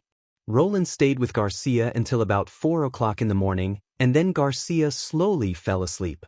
What Garcia said in the middle of the night was almost more than what she had said since he met her. Although it was more appropriate to say that Garcia was talking to herself rather than talking to her. Most of the content was about how she ran away from the Clover family and how she met and got to know her master Lon. All Roland could do was to refill her glass of milk from time to time and act as a quiet listener. But he also noticed that Garcia's spirit of justice and dedication mostly came from Lan's teachings, including doing her best to protect this world and never giving up at any time. Although Lan's teachings were very strict, Garcia still regarded her master as her pillar and goal. Putting aside those emotional experiences, at least for now, Lon had a certain affection for the dream world. He just didn't know if the methods she mentioned would work. There were only 2 bedrooms in room 0825, one of which belonged to Zero. Roland weighed the possible risks of searching for the key on Garcia and finally decided to put her on the master bed and sleep in the living room. This way, he could let her have a good rest and avoid unnecessary misunderstandings. According to his experience in the jail game, this should be the safest choice, probably. Of course, he didn't really want to spend the night on the sofa.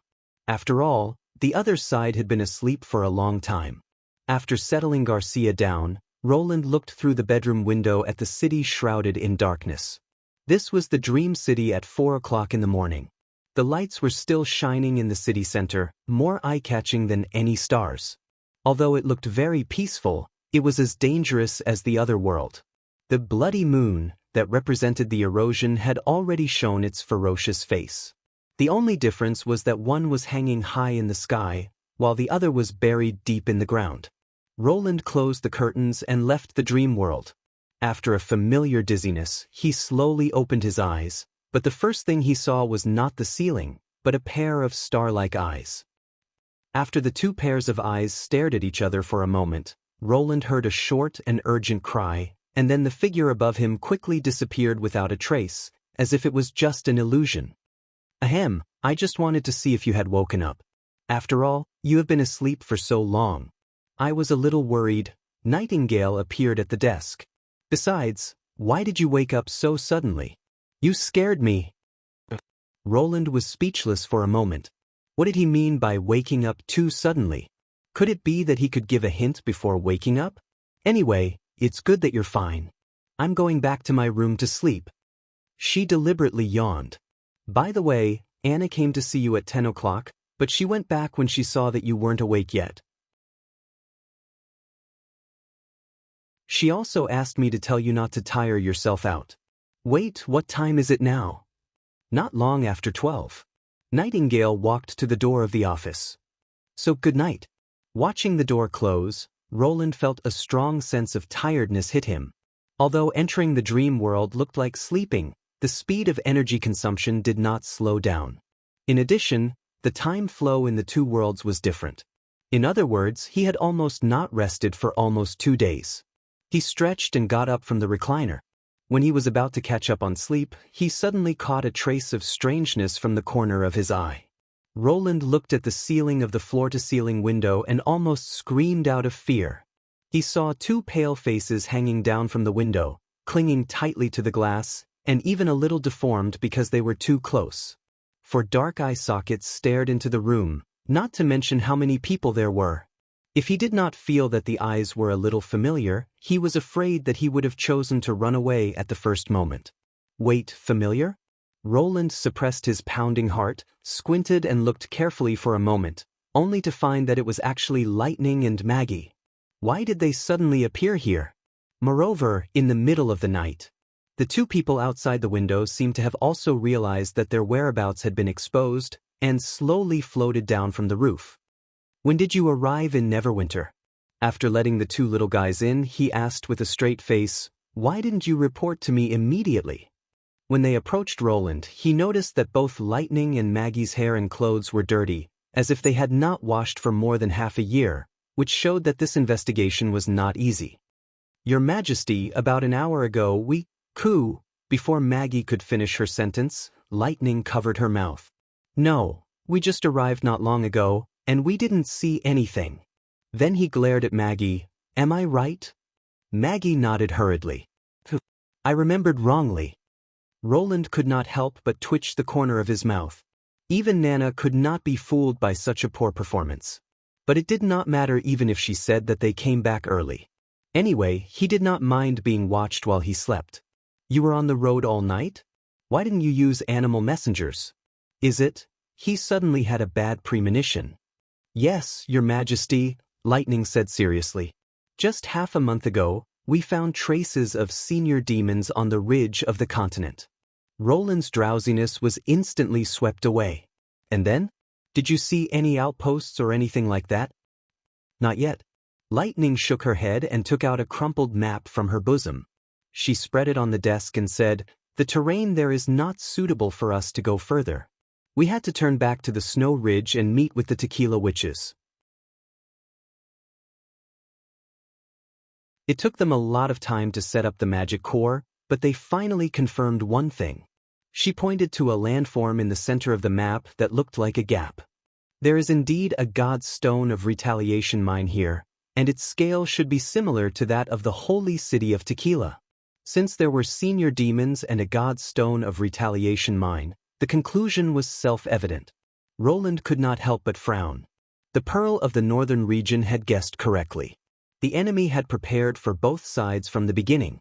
Although the Tequila was suitable for attack, it was also a place that humans had to fight for. Even if they accidentally lost it, they could invade the 4 kingdoms from another direction. After all, no matter how difficult the impassable mountain range was, it was better than waiting for another 400 years. Fortunately, the humans were one step ahead of them in discovering the demon's intentions. According to the information provided by Agatha, the obelisk needed some time to fully mature. Before that, the red mist it produced could only cover a small area around it. But when we left the snow ridge, we heard another news. Lightning said hesitantly. At that time, Maggie and I had already crossed the border of the kingdom of Everwinter.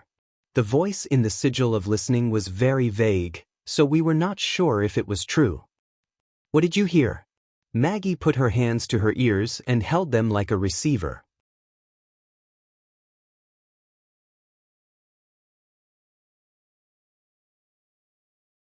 Chapter 12:34. Barav was woken up by a servant from his dream. During the period when the bloody moon appeared, not only did he arrange people in the administrative office to be on duty overnight, but he also asked his servants to inform him as soon as there was any unforeseen emergency. Although Edith had been transferred out of the administrative office, she still had influence on His Majesty. Now, even his subordinates tended to ask for the opinion of the general staff before making a plan. Facing such a talented opponent, he dared not relax for even a moment. However, this was not the only reason why he worked so hard. In fact, the old director even enjoyed the feeling of being busy. Being busy also meant power, which meant that the operation of Neverwinter was inseparable from his existence. At the same time, if he did a good job, he could gain His Majesty's trust. The double happiness made him somewhat happy. Barav rolled out of bed and asked while changing his clothes, "Tell me, what happened?" "Sir, it's His Majesty's order. He wants you to immediately summon all the ministers to the castle's conference hall to discuss important matters. Now!" Barav looked out of the window in surprise. It was undoubtedly late at night. "Yes," the person on the phone didn't say much. "Do you want to send someone to the castle to ask?" "No need," the old director quickly made a decision. Since the call from the administrative office could reach his mansion, it was unlikely that it was a mistake. Since telephones were still not widely available, only he had one in his residence. The others had to be informed verbally. "Call everyone in the mansion. Go knock on the door in batches. All the department heads must be informed. If you miss one, I will hold you responsible." If it was Prince Roland in the past, he would have hesitated. However, His Majesty was now an impeccable king. If he decided to hold a meeting in the early hours of the morning, then it must be something extremely important. Yes, sir," the servant hurriedly replied. "Are you going to the castle alone?" "No, I'll go with the Pearl of the Northern Region," Barav replied. "I'll inform Edith Kant myself." "Your Majesty, almost everyone is here," Nightingale said as she put a coat on Roland. "Do you need me to make you a cup of strong tea?" "Sorry to trouble you." He nodded. "I've only slept for a short while, and now I'm calling you over." "That's nothing," Nightingale said with a smile. "Besides, I'm in good spirits. The previous yawns were all faked." You're pretending?" No. She suddenly remembered something and quickly changed her words. "I mean, although I yawned a few times, it was because my eyes were a little dry, not because I was sleepy. By the way, aren't you going to call Anna along? Let her have a good sleep." Roland shook his head.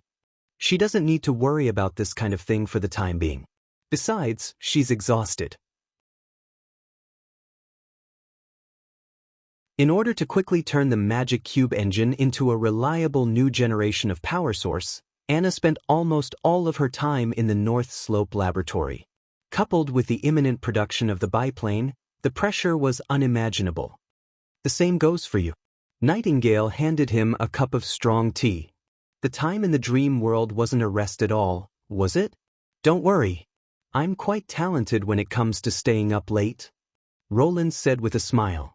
Irregular work and rest was a common thing in his era, and this level of tiredness was far from the limit. He just needed to make sure that he got enough sleep. "Besides, if I don't tell them everything, I won't be able to sleep even if I lie in bed." He drank the slightly bitter tea in one gulp and let out a long sigh. Let's go. When Lightning recounted her investigation experience for the past month in detail, the conference hall was silent. Everyone no longer looked sleepy, but became incomparably dignified. Agatha looked at Roland with a bitter face. Your Majesty, it's not Tequila's fault, Roland comforted. Whether it's the increase in the number of senior demons or spider demons, it shows that the enemy is completely different from 400 years ago. Obviously, we humans are not the only ones who are improving. It was meaningless to blame Tequila for the wrong information. After all, Tequila did not have the ability to predict the future. In a sense, their knowledge of the demons and ghosts in the Third Battle of Divine Will was not much different from that of Neverwinter. Although the exploration group can't confirm that the red mist has appeared, for the time being, if it really crossed the peak of desperation, I think there will be new news from the front line in less than a week. The problem now is, if the enemy really has the ability to activate the obelisk immediately, how should we deal with it? Before we discuss the answer, I want to confirm to what extent a fully matured obelisk can expand the red mist. Agatha hesitated for a moment before saying, ever since we found the mutant demons at the bottom of the mineral vein, the Union realized that the essence of the obelisk is probably a kind of giant magic stone. If the small magic stone embedded in the demon's body is transformed from the chaos beast, then the obelisk can be regarded as a part of the ore pillar. Although it has the ability to grow, the limit of its maturity is still related to the size of the mineral vein. However, Roland saw her hesitation and said, it doesn't matter. It's better to have some clues than no clues at all. Besides, there is no fixed situation in the war. If the result is different from the reality, we can adjust it when the time comes. You're right. The ice switch nodded and looked more natural. According to the accumulated experience of the Union and the location of the mineral vein investigated by Lightning, if a god's stone mineral vein as large as Tequila is transformed into an obelisk, the red mist can almost spread to here. She condensed an ice crystal on her fingertip and pointed to a corner of the big map on the table. This is the line of Archduke Island? Edith asked thoughtfully. That's right. If we move the location of the Great Rift Valley to Tequila, this border is almost equivalent to the impassable mountain range. Agatha explained, of course, this is not something that can be achieved in an instant. It takes time for the red mist to spread. It only takes a few days to cover an area of about 100 kilometers, but the further it goes, the slower it gets. It will take several months to cover the 100 kilometers before it reaches the limit. Now it seemed that it was a good thing that they had conquered the Tequila ruins in advance, Roland could not help thinking. Not to mention the fact that the impassable mountain range would be rendered useless by the red mist, and the four kingdoms would not be able to defend themselves. Even if the First Army had only laid the railway 10 kilometers into the ruins now, the offensive of the First Army would have been greatly hindered by the red mist. In particular, the red mist was a fatal threat to the witches. Fighting in such an environment was equivalent to blindfolding the eyes and ears of the army. Even if they had the advantage of shooting range, they would not be able to make full use of it. It seems that we have to race against time, Roland said as he looked at Edith. Does the General Staff have any plans for this? Of course, Your Majesty. The Pearl of the Northern Region could be regarded as the brightest person in the conference hall. After all, she was the first to guess the demon's intention. Although the enemy moved faster than we expected, from a strategic point of view, erecting the obelisk on the ridge of the continent was a helpless move. Although it's hidden enough, it's not suitable for attack, so we still have a chance to recover. First of all, everyone in the General Staff agreed that if the enemy really appeared from the direction of the Kingdom of Everwinter, our last line of defense should not be Grey Castle, but here. She pointed at the map. You're tuning in to the Passion Pages YouTube channel. We're so grateful for your support, and don't forget to subscribe to join us on this incredible journey through captivating stories. Your generosity through donations truly makes a world of difference, as it's the primary source of revenue that allows me to expand and enhance this channel for you. Thank you from the bottom of my heart for being a part of this adventure.